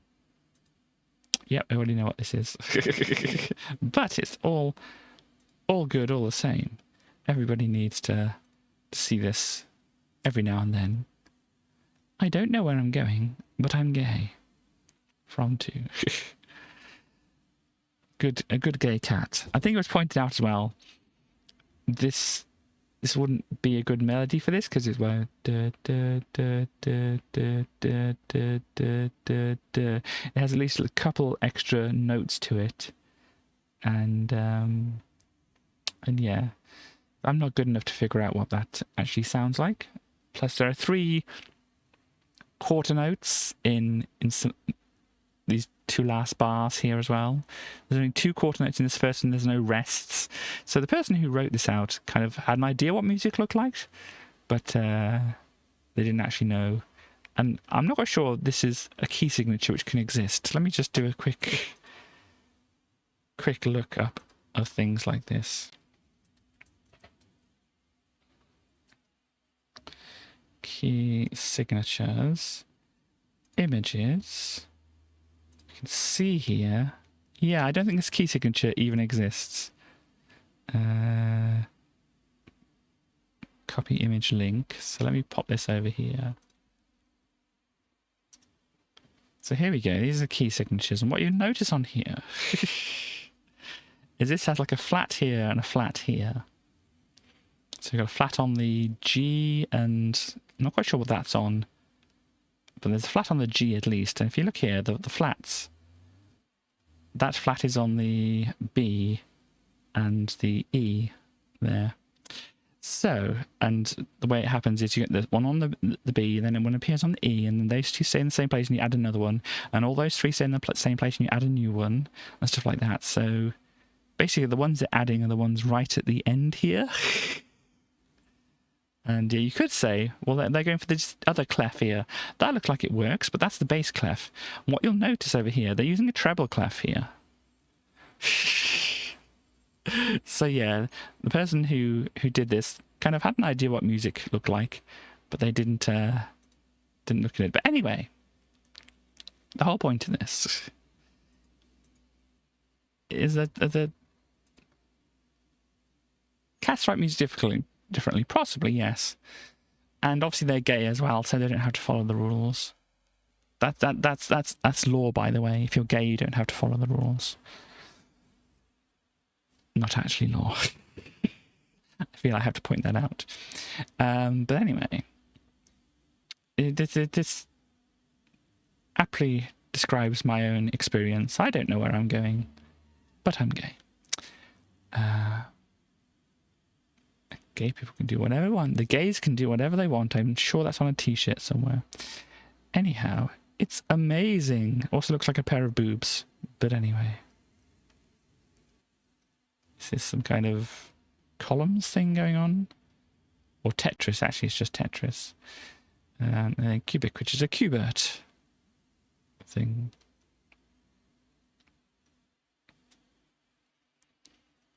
What do they think of different games? Oh gosh. Yes, this is exactly what I'm thinking of here. Let me do a copy and a paste over. If you don't know, Steph Sterling from the Gymquisition has various t-shirts. Be gay, do crimes. Not that we advocate crimes here, of course. Has this, which I can't really zoom in on very well. Here we go. There we go. The gays can do whatever they want. As a t-shirt. So there we go. What would we have over here? We have Legends of Valor and Sleepwalker getting some thumbs up. Transantarctica going down. Too trainy for me. Just too slow. Smells like my bottom. Oh dear. Quite dull, really. Whose bottom does this smell like? Gary Penn. Right. Ragnarok. We got an up and a down and 2 ups and a middle there. This one, oh dear, Combat Air Patrol. Not too plain. Ha ha ha. Some puns. Fab Flyer, Buy It, and Crap. I can't see what that one's. Crap, more like. Combat Air Patrol. Crap. This person's really not trying. That is Gary Penn again. And lots of people haven't played this one. Fab Coin Up. This one person likes the Vector Storm, where other people are not too hot on it. Crystal Dizzy. Wow. It says Kill Dizzy. Worst Dizzy game ever. Crap Game Dizzy, I think. You call this one crap. Yeah, they're really not. This Gary Penn is weird. Let's just zoom in on what Gary Penn's saying. Get 'em out for Legends of Valor. And that's a positive, apparently. Snoggable for Sleepwalker. Smells like my bottom for that one. Kakmarok, more like. Crap, more like.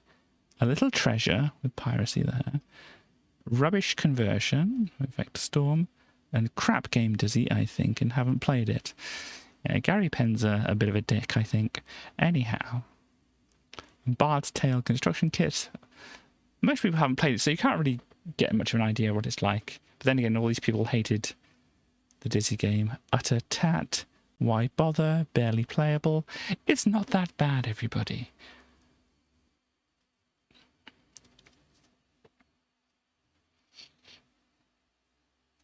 It just obviously wasn't cool.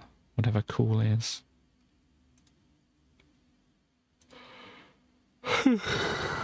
A to Z of arcade games. Here we go. Got some New Zealand story on here. A bunch of other things.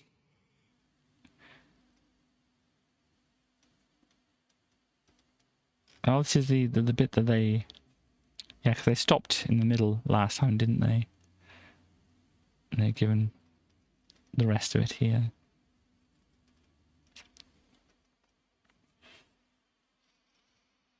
See if the letters are anything interesting.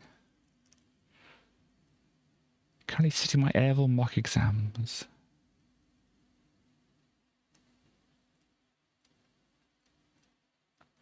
Okay, let me bore you. Let's not. There's evidence already. Somewhat piggy. Month of wed nights. Oh dear. Dear Mark, what happened? Crap, I'm jolly annoyed.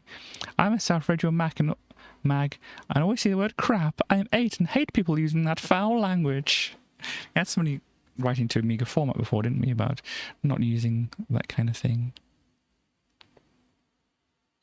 Oh dear. So, let's see, this is page 86 here. Let's go back up here and see the reviews, wasn't it?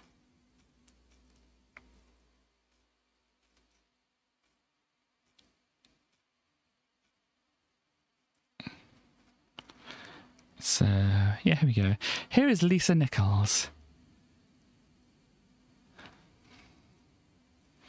This is just for context. If we go forward to page 86...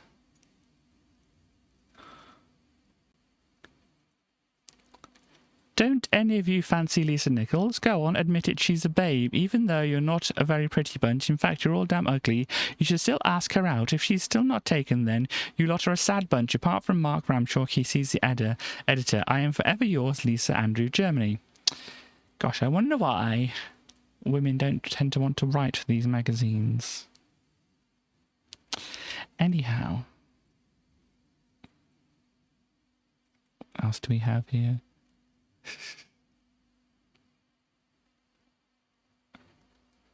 This Ari, you replied to Kieran Gillen's letter in issue 21's letter page.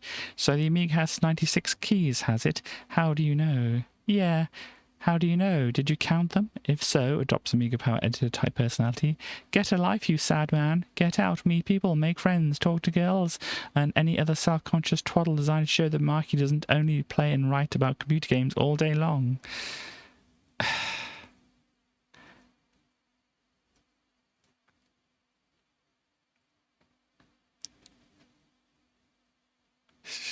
Oh dear. Picture the scene 12 months from now. Just as a hint, 12 months from this issue is when Commodore actually goes bankrupt. So anyhow, picture the scene 12 months from now where the CD-ROM revolution has well and truly taken off on different platforms. All of the major software houses have numerous releases already out, with plenty planned for the near future. The new CD-driven Amiga, the ACD2 has quickly become the best-selling computer since the release in November '93. Well, about that. The rival Sega and Nintendo CD systems have been struggling due to the ever-increasing prices. It seems that people are finally coming to their senses. Wow, yeah, we'll just ignore all that. I feel that the days of overpriced game carts is over at last. Quality will now be the name of the game. Please step forward, the saviors of this once great industry, and stop.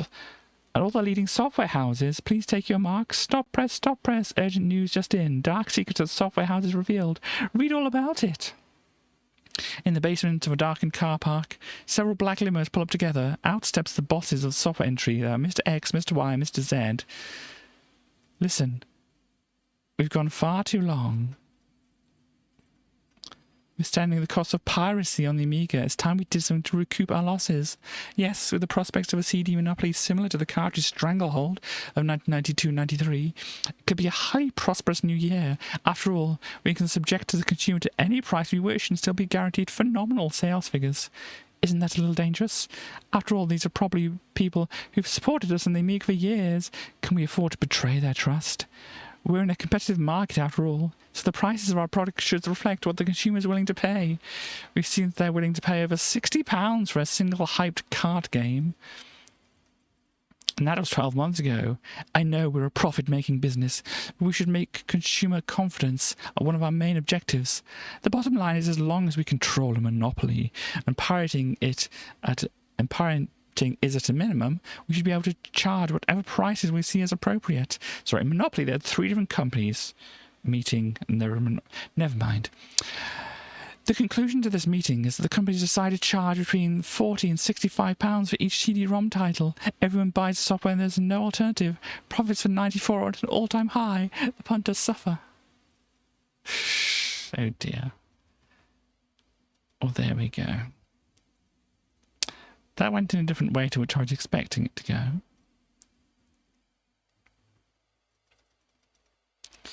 Here's a bunch of reviews and things. Oh, look, it's Peter Molyneux. It's getting to the end of the issue there, but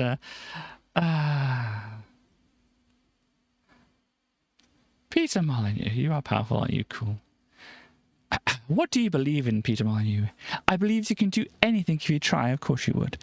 And that anybody can do anything to you if they try. Sorry. And that anybody can do anything to you. It's a weird thing to believe. And I believe Elvis Presley lives. Of course you do, Peter Molyneux. Of course you do. What was the first thing you said today? It was the first thing I groaned, actually. Unfortunately, all the electric is out at my house, so I woke up freezing cold, wishing I hadn't drunk so much last night. We'd just like to point out that drinking lots isn't big or hard or clever, and we don't recommend you try it at home. That's the editor's note here. Gosh, I wonder what else he believes. I don't really want to know. Anyhow, oh, who's your favourite historical figure? Caligula. He must have been the most powerful man to ever live. Oh dear. Oh dear. He could do whatever he wanted to whoever. Wow, Peter Molyneux's an awful person. What's your number one object of desire? My cheese plant. Her name is Hilda, and she's very healthy and verdant. What have you got in your pockets? In my pockets I have one pack of cigarettes with only one cigarette in. I only ever have one cigarette, yeah. That way I can always palm cigarettes off to other people. Oh, sorry, I can always palm cigarettes off other people. In fact, I've had this cigarette in my pocket for the last 5 years. I've even gone to the extent of breaking it a little bit, so when people get their cigarettes out, they sympathise. We'd just like to point out, smoking cigarettes isn't big or hard or clever, and we don't recommend you try it at home. I also have got a piece of string and chewing gum for old time's sake, and a marble. Peter Molyneux, it's a big dick. How do you rate your team's importance in the software biz? Number 1, of course. But that's a personal opinion. Isn't the whole point of this to ask your personal opinion? Never mind. Maybe you should fill in a figure for this yourself. I'm sure it'd be number 1 because I'm Peter Molyneux, the best person in the entire world. Oh, gosh. I hated him before, but now I even think he's even more of a huge dick. Anyhow, if you could be in a computer game, which one would it be? This may seem a little immodest. Oh, really? You, Peter Molyneux, being immodest? Never. But I think I'd like to be in Syndicate, our next game. Really? You get to play a part of someone who takes over the whole world. And that is a pretty cool thing to do. Oh, gosh. Would you vote for the Maastricht Treaty? Yes, I think it's a great idea. We've got no chance unless we're part of Europe.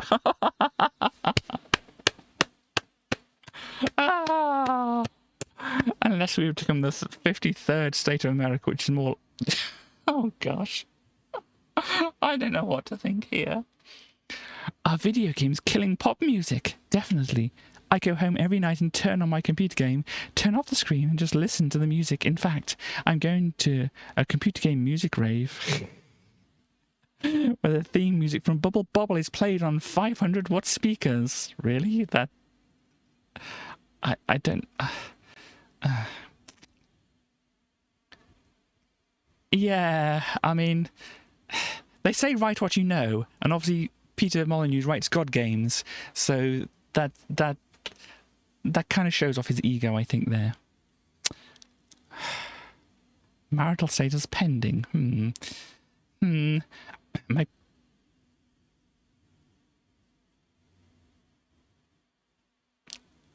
I don't know if this is true or not. My parents were shipwrecked off the island of Buthmania.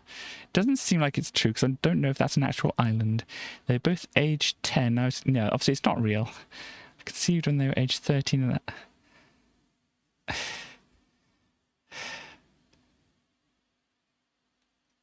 I don't know if we should read this and try to figure out some of Peter Molyneux's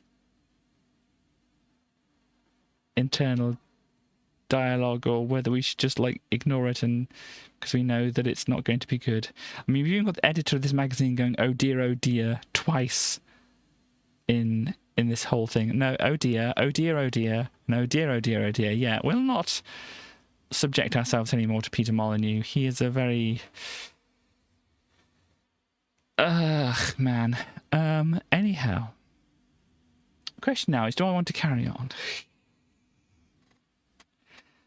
I mean, I do want to kind of cleanse my palate from Peter Molyneux.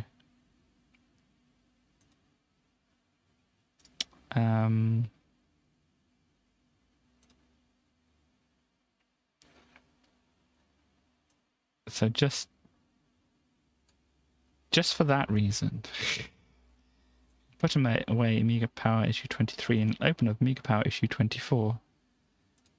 If it hadn't been Peter Molyneux at the end there, and if I didn't feel like I may need a shower after that, then I may have just stopped, but because we need to scrub the essence of Peter Molyneux out of this, we're going to look at the April of 1993 issue of Amiga Power. Absolute Power, your guide to every Amiga game ever. You won't believe your eyes. It's an easy way to fill up our magazine with stuff. Yes, this Signosis with Walker. You can see how big this Walker is, because that's a little person there. Or it's a normal-sized person, but little compared to the Walker. Oh, look, this is the one that had Dong on the front of it. Remember Dong?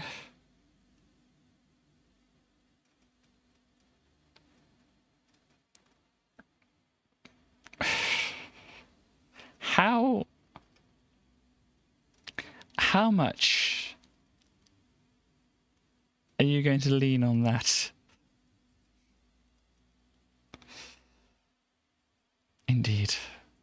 Anyhow, this is a bunch of things in a supplement thing, reviewing all the games they've ever played. Let me have a look, in fact.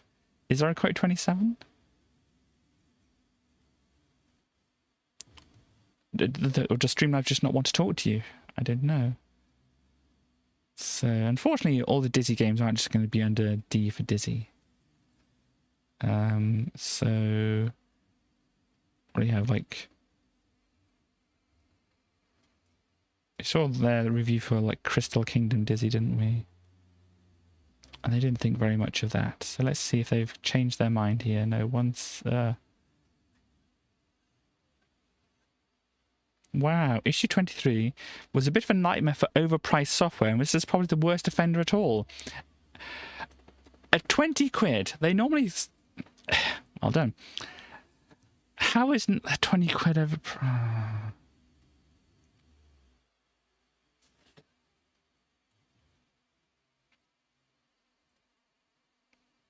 I mean, if I don't like... some of these people in Amiga format here, and they don't like Peter Molyneux. What does that say about him? Anyhow, where's Fantasy World Dizzy? It should be around here somewhere, shouldn't it? F-A... Fantasy... Am I just missing it? Or are they just not reviewing it? Every Amiga game ever. I seem to not be able to find Fantasy World Dizzy here. Sorry, is this supposed to be every Amiga game ever?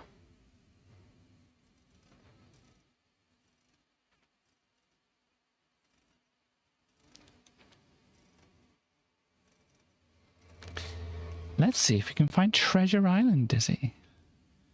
Oh, look, they've got Treasure Island Dizzy at least here. Dizzy gets stranded on a platform-ridden desert island and does lots of predictable Dizzy-esque things. The first Amiga Dizzy game, and the most charming. Available in the Cartoon Collections. So yeah, I don't know. Let's just ignore it all. Oh, look, Zool. After a few months, what do they have to say about Zool? You can't avoid it! Heralded as a Sonic beta, though not quite that good. I'm glad that they kind of had that idea about it. But still kicks the ass of most platformers. On the Amiga, I'd say. I'd add a on the Amiga there for that. I'm not sure if I've seen this one. Let's see. Whilst on his quest to find the missing World Cup, Soccer Kid finds time to relax and enjoy a good game of footy. Wow, really? Soccer Kid's playing football? Amazing. There's a mouse there, apparently. Soccer Kid fouls somebody. And the ref is crying out foul. Let's calm it down, lads. This is a dangerous free kick, so make a wall. And...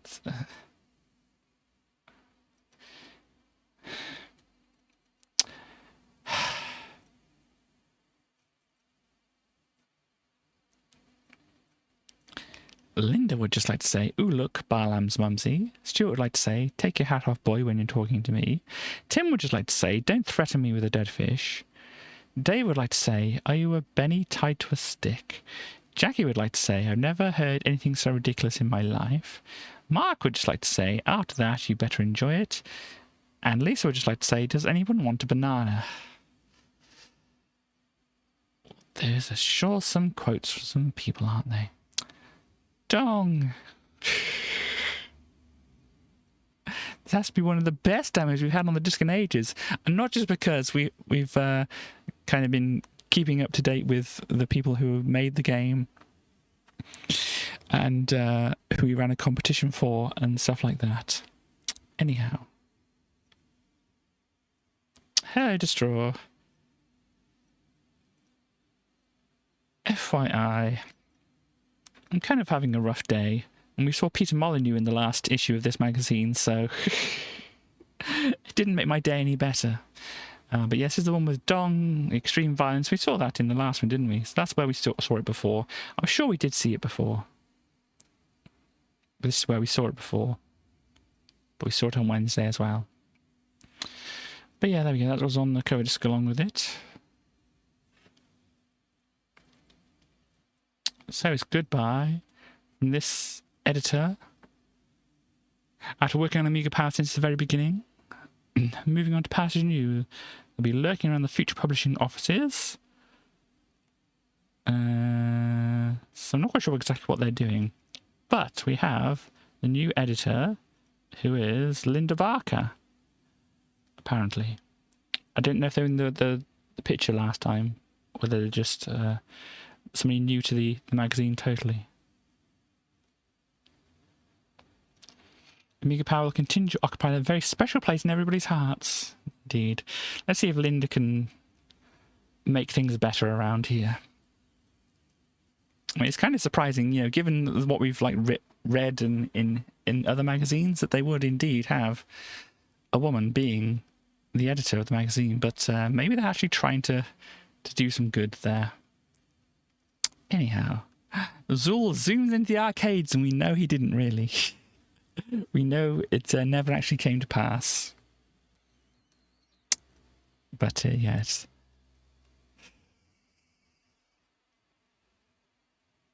It'll be hitting an arcade near you this summer. Did not happen. We'll probably sit next to that one where you have to try and grab a teddy bear with a big metal claw. So tell me here, West, which would you rather play? If there was a Zool cabinet next to a claw machine, West, which one would you rather play?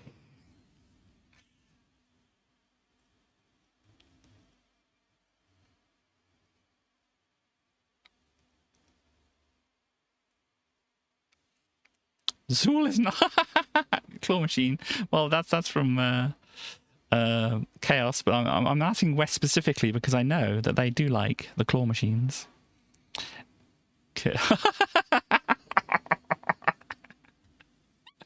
I mean, I would be intrigued. Yeah, I'd be intrigued by the Zool machine, but you'd get more out of a claw machine. So Nick had one other vital point to make. I'd also like to set the record straight now. Zool is not an ant. Somehow this piece of misinformation has been bandied about since the early days of Zool, but it's simply not true. We'll be starting an I'm not an ant campaign in the near future to put things to rights. This character, not an ant. And you might say, oh, of course they're not an ant. They have so many legs, they have a bandana, this, that, and the other. But then again, Sonic is called a hedgehog, so... Oh, look. Computer chain Future World also ran the mail order business. Dynamite Computers have gone into administration. So, yeah, they went bankrupt, I think, is the other way of saying that.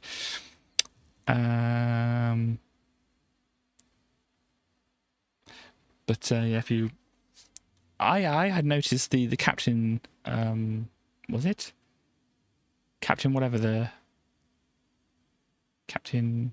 I forgot the name of them, because they haven't appeared here recently. It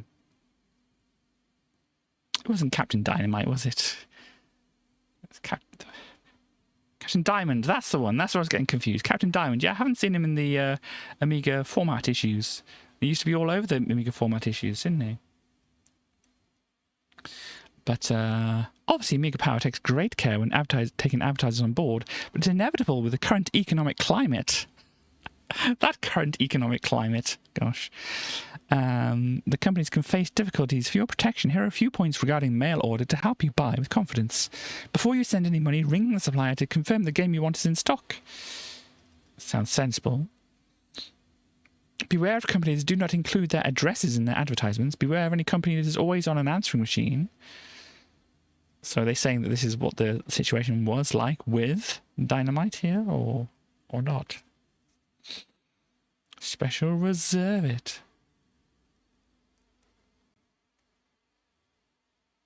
They're saying here, we've had readers. Hang on, let me center this properly. This is the kind of joystick we had, as I said in the past. We had readers plugging them countless times in our letters pages, and now they're offering Amiga Power readers a special discount with their first order. With over 150,000 members, Special Reserve's aim is to provide the best prices, service, and largest selection of products for the Amiga, plus pretty much every other computer and console format, with sales teams answering the phones 7 days a week. Special Reserve have even an advanced ordering system, which enables you to order early and receive a game the same day. Yep, UK membership is $6.99. So let's do some quick calculations here.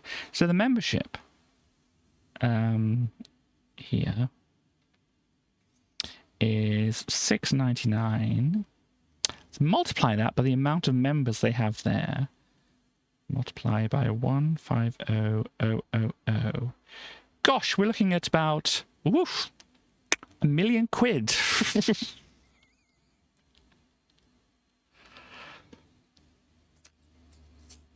million just in the memberships. Let's keep that in mind, shall we? £1 million they're getting from just the memberships. This coupon allows you to £1.50 off your first order. Sorry, £1.50 off your first order. Not £1.50 off the membership, which we know they get quite a lot from. £1 million they've got from memberships. So let's see here. $6.99. Get all this you get from your membership. So all that £1 million have gone towards this. Save money on games. You get a magazine.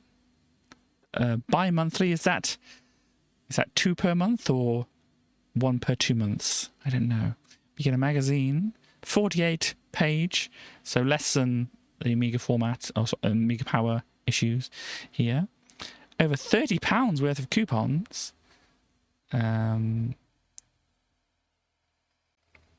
Latest news and reviews. It's not necessarily something which costs a lot of money. Win prizes. Advanced order system, credit card orders, no obligation to buy. Of course not. We just want that wonderful, wonderful subscription money where you can buy some of these other games for cheaper. I mean, what did they say? It was Crystal Kingdom Dizzy was... have they even got Crystal Kingdom Dizzy here? I don't think they even have Crystal Kingdom Dizzy unless they call it Dizzy Crystal Kingdom. Nah. But anyway, you can see that they got some discounts on here, which they're offering. But yeah, I mean, we can see where they were making quite a lot of their money there, can't we now? See how they were able to afford to sell things at such a low price. Well, now we know. Over 150,000 members each, giving them $6.99. Is that... I just want to check as well. Join now for $6.99. How often?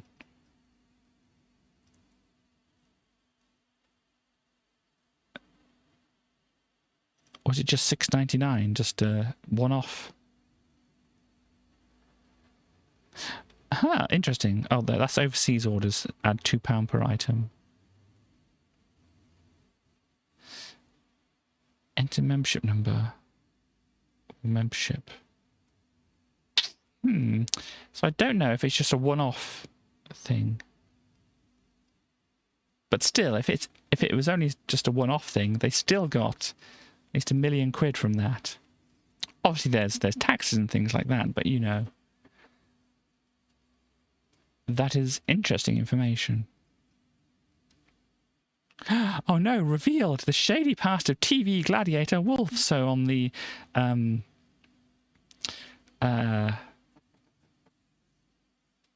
Amiga.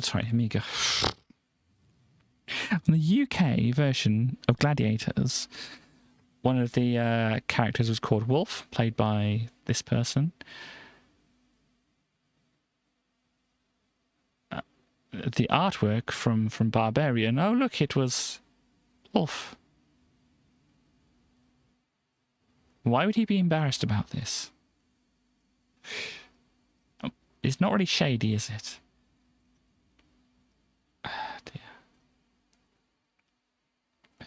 Forgot to print the code for Atom Smasher. But here now are the codes for Atom Smasher. You type in Catherine Zeta-Jones, you can start and you can go through, and the level editor is Zanderly. We found that out anyway, because obviously we have a time machine and stuff like that. New from Spectra Video is a nifty new game control which you can play with your feet. Designed to be used in conjunction with your existing controller, joystick or joypad, is apparently particularly useful with flight and racing simulation. It's got industrial standard micro switches and costs $24.99. That's going to be the one we saw, isn't it?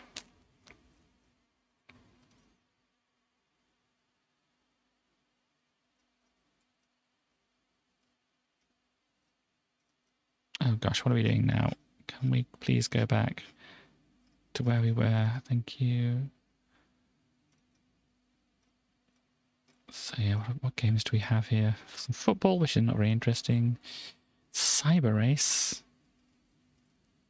Some interesting looking alien friends there. Little Devil, remember this? There was by the people who made... I forgot.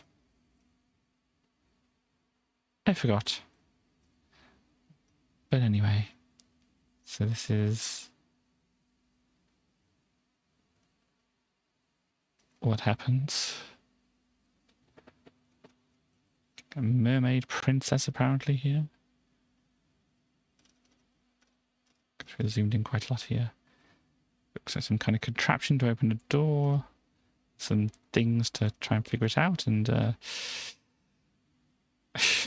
well, what would you do? It's a real toughie because she looks like an interesting girl, but there's a swinging steel blade above her. And there's a dragon sitting on a hoard here. So art-wise, this looks like it might be pretty good, but we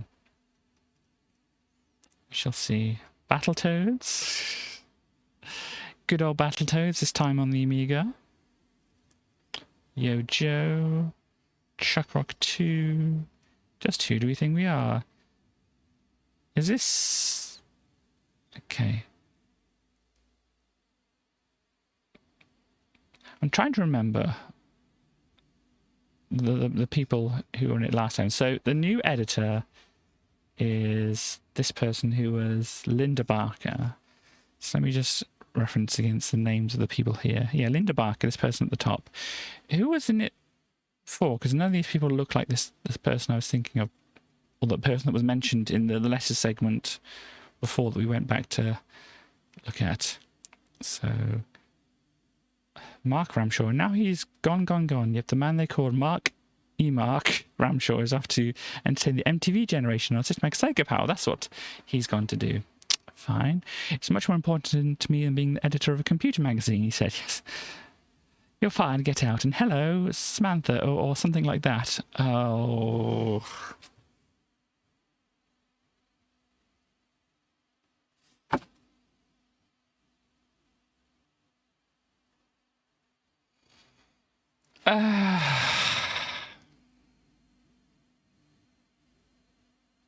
Luscious, pouting Linda, 23, likes Crazy Golf, Plastic Flowers, Nancy Sinatra records, and being the editor of really sexy games magazines, which is handy because she's our new #1 man.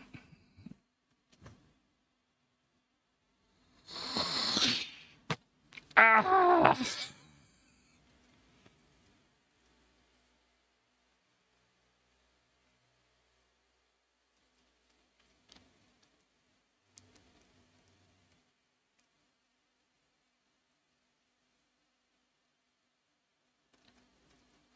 Poor old Lisa. She was so sick of people taking the mickey and making Olivia Newton-John jokes that she took her life savings and went out and got extensive plastic surgery and changed her name and got a bit taller.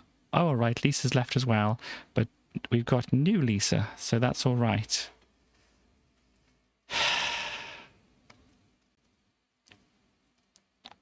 Got Jackie over here. Jackie's a bit down at the loss of 2 teammates.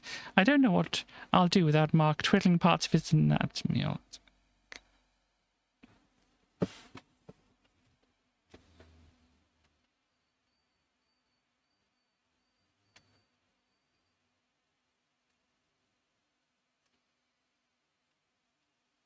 What can they do? But what can they do?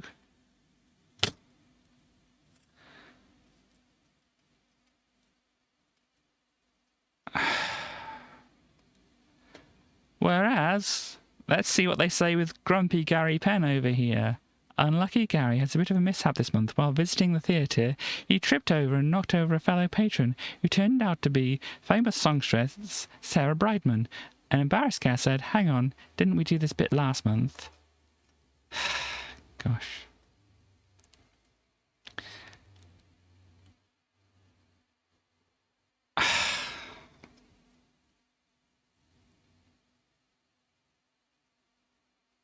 I mean, they say a bunch of stuff about everybody, but really...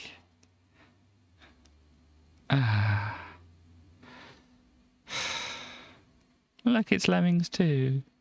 Yeah. Why wouldn't you want to work for them? I mean, really. Look what atmosphere you're going into there. I bet it's fun in that office.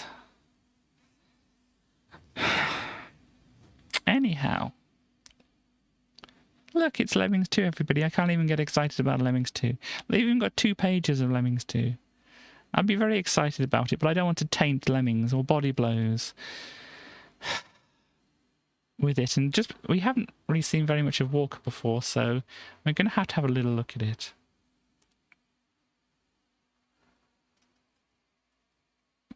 But I don't really want to have to bring Walker into this. Oh yeah, we did see a bit of it before, haven't we? It's not the official game of the United Nations. Because they walk this way rather than that way.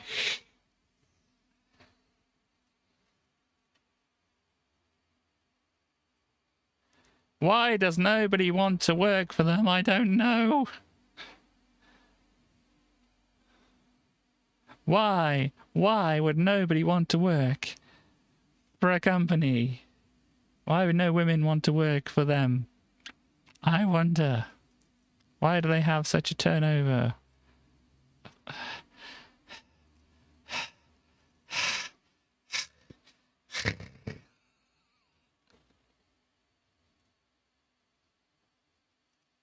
They didn't like creatures. I don't think I care that they didn't like creatures.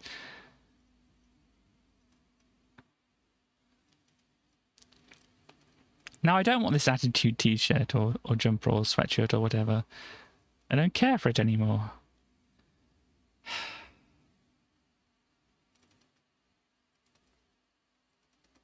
Look, here's some more things which you're not looking at. Look, they have Dong on the cover too. And look, there's an Amiga 1200. With Zool.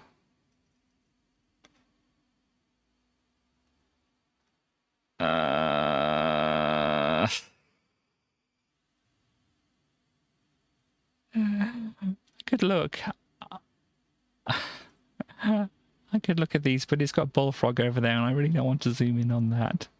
But Zool! Can Zool possibly get any better? Oh. Oh.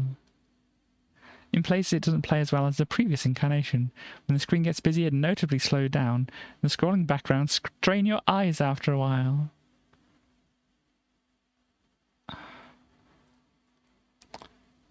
Sleepwalker. It's got more colours. Look at the backgrounds. They're more fancy. I don't think it's the backgrounds because I mean, you could have done that anyway. Look, you can make music on your Mega Drive. Look, it's the Miracle Keyboard. They did that for the Mega Drive as well. Interesting.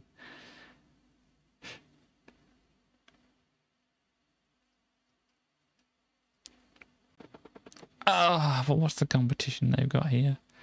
A Panasonic portable stereo CD, radio cassette recorder, and copy of Chuck Rock 2. Plus 10 runners-up copies. So you can win this long cassette and CD player here. 3 questions. Which movie did Vasquez say, "Let's rock"? Which character in the famous Peanuts cartoon is nicknamed Chuck by Peppermint Patty? That's going to be Charlie Brown. What was the first verse of the theme to Fraggle Rock? Gosh, that's difficult. It might be "Dance Your Cares Away," "Worries for Another Day," "Let the Music Play," down at Fraggle Rock.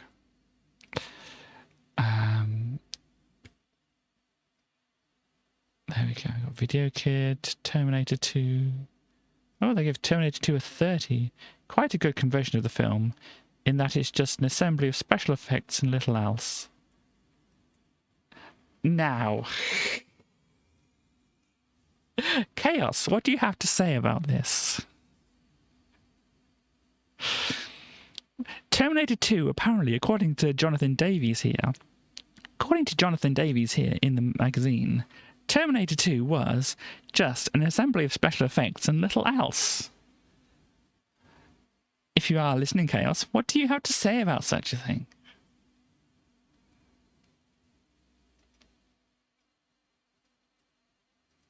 Or anybody else can chime in if they wish to as well, but I specifically think Chaos would have some interesting things to say.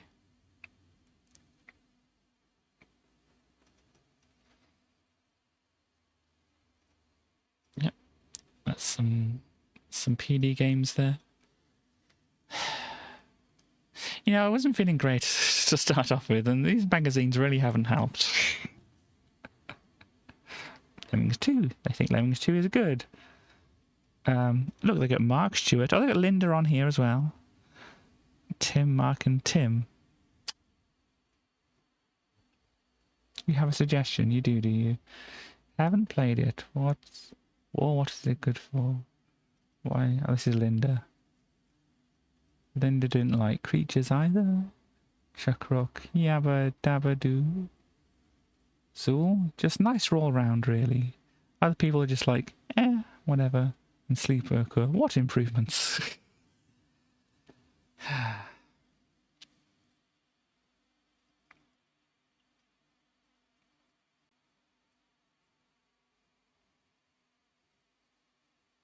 I can't even make sense of that. Dog has started barking. Example, mostly peruse. Winner gets a splash. Well, we've got like 10 pages left of this, and I can have a look through that afterwards. Thank you. Oh dear, yeah, we're not going to have a look at that.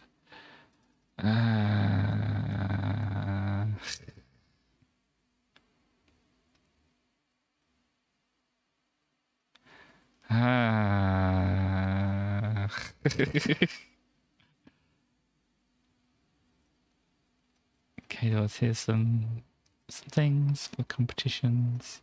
It's a Monster. Games Master magazine. Look at this. Did we see this before? Street Fighter 2 cards.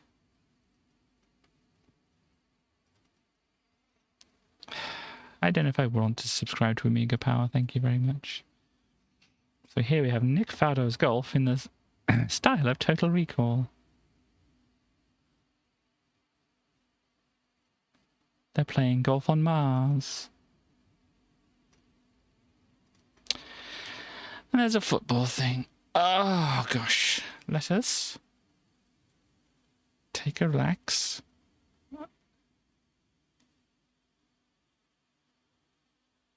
Subscribe to Burning, the Amiga Power's offices to the ground. If they were still a thing now, I might be behind that idea. Let's see. For to be happy. That sounds like a good thing. We have a cat. That looks like a good cat. What does this say? Tame no ha. Was that tame no wa? Maybe? I don't know. Nacho nano des. I don't know. But that's what it sounds like when you say those out loud. And this is ha or wa depending on the context. That's a good kitty. Very good kitty.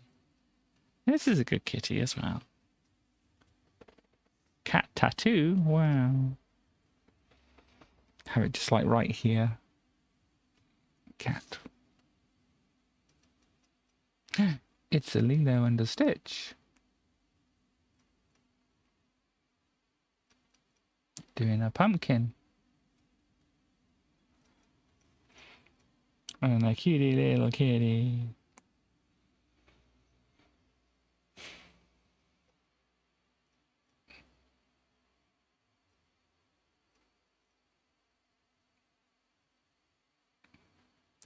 There's a very, very tiny little sheep on top of a bigger sheep. Oh my word, that tortoise is so small.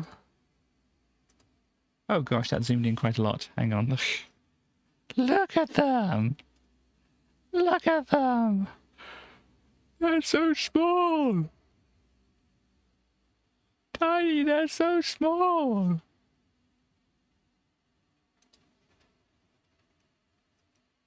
Good kitties and good possums. So if you are around Chaos.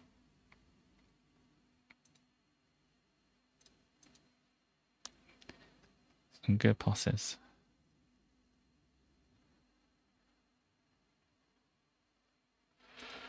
And we have a big cat. Please transport big cat to me. Actually, I have an allergy, so I don't know if I want to. Just pretend I did. Oh, that is cute.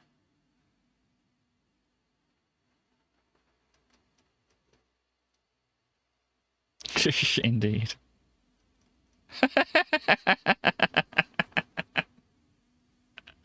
Almost. It almost had me like that. But, oh my. Where did you come from?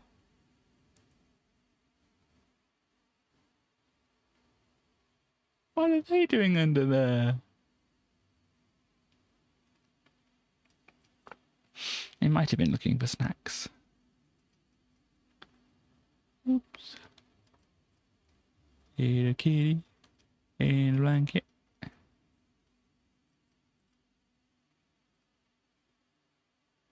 a good car. Oh no. Show that to the stars, would you? I wonder what she'd make of that. Isn't that like an outboard motor? Or like a boat?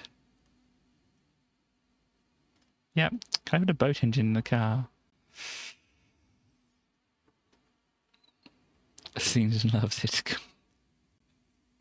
It's good. Very snuggly. Very snuggly. I look so nice and I want to sleep in that. Some days you just want to be a little kitty and sleep in a nice rainbow bed of fluff.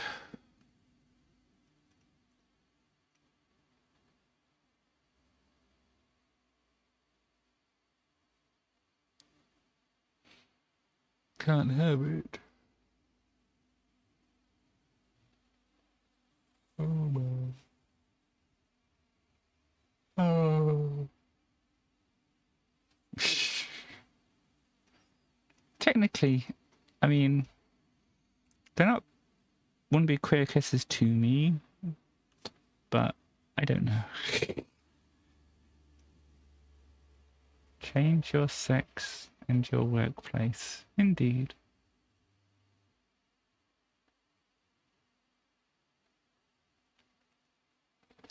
Good advice.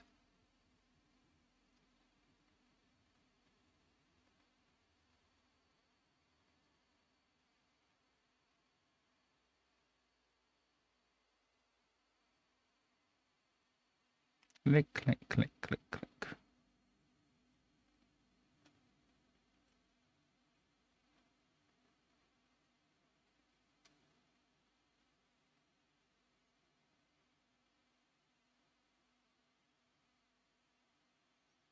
Being a good look after there.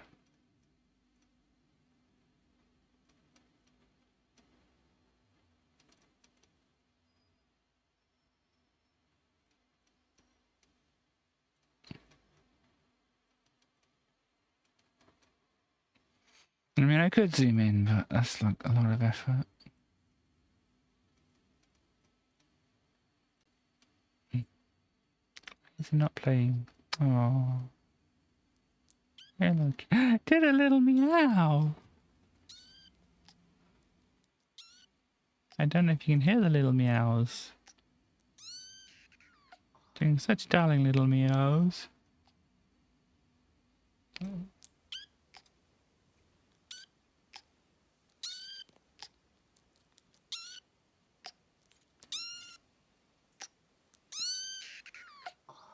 It's very, very soft little meows.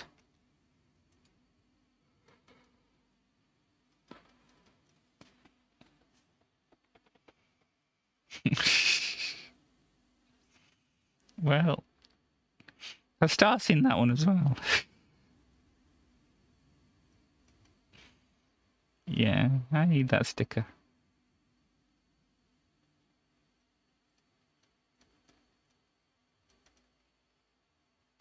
Good kitties. This is kind of like the one that I got for Starly, wasn't it? Kind of like a ghosty cat. It was a different ghosty cat. Ooh, what's going on? This is very strange. Oh my. Where did they go? They take sushi and fly away. I wish I could eat toast to sushi and fly away.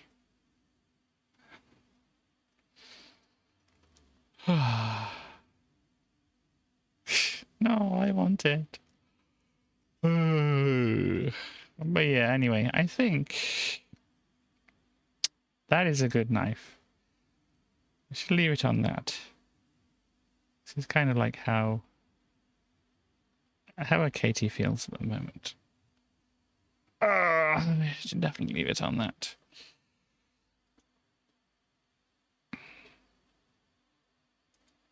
Hello. Hopefully Sunday I'll be having a better day. And we can do some Minecrafting, making some boat. I know that Starly isn't going to be around.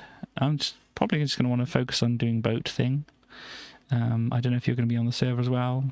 I don't know if I'm like I am now. I'm not going to be feeling like wanting to do chat and arranging that and all that kind of thing. And, you know, voice chat and whatever. So if you're going to be around in the server, I can make my boat and you can, I don't know, maybe do other things. If not, you can watch. And if any fools come along, you can banhammer them and stuff. But yeah, it's obvious I'm not really kind of great sea monsters. Yes, that's what you've been doing. Sorry, because I remember you were doing like roofs for houses, but I couldn't remember if like Starly hadn't made any more houses, and you wouldn't be able to make roofs. But anyway, I don't know if Tracy has any more energy or less than me. How do you feel, Tracy? I feel like Tracy. It's always good to know that Tracy feels like Tracy. It's the best way to be. It's a pretty good way to be, I think. You always seem to have a fairly positive way of looking at things. Fairly positive. Fairly. Do you have anything to say to the people out there? Not really. I have something to say to you. Get better soon. Oh, thank you very much, Tracy. Yeah, I don't think Katie looks too well or whatever at the moment. So I hope Katie gets better soon.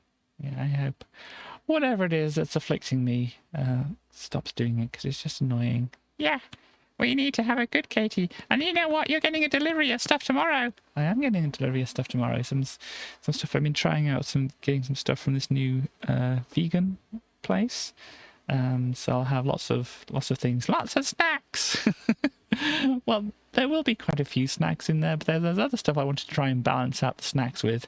But still lots of snacks. But yeah, so I think I kind of need to be on my way and stuff like that. Yeah. So anyway, remember, snacks are good, everybody. Bye. Snacks are good. Tracy always has the best words of advice. Snacks are good. So before I do, going away, is that cool? Good knife again. I don't think Stars is going to be streaming tomorrow. So I don't know if there's a point in bringing this up. Stars usually would be streaming tomorrow, but I think she's going to be away. So she's not going to be streaming tomorrow. But you can also do followings of other people as well as Stars here. And since West has been very helpful today in giving cute pictures and things, please do look at the things that West has done here. I was just kind of hoping maybe I'd wake up, maybe I'd have some more energy by the end of this, but it really doesn't seem to have happened. So we're going to have to end it here. I'm sorry about that, everybody, but what can you do? This is why, if you hadn't wondered, I have the tags. Specifically the tag that says chronic illness. Because it's what causes issues like this. So anyway, I think I will play you all a song and say goodbye. So thank you all for turning up. Hopefully it was some more energy on Sunday for Minecraft. And as usual, I shall see you next time. Oh gosh. Bye bye everybody.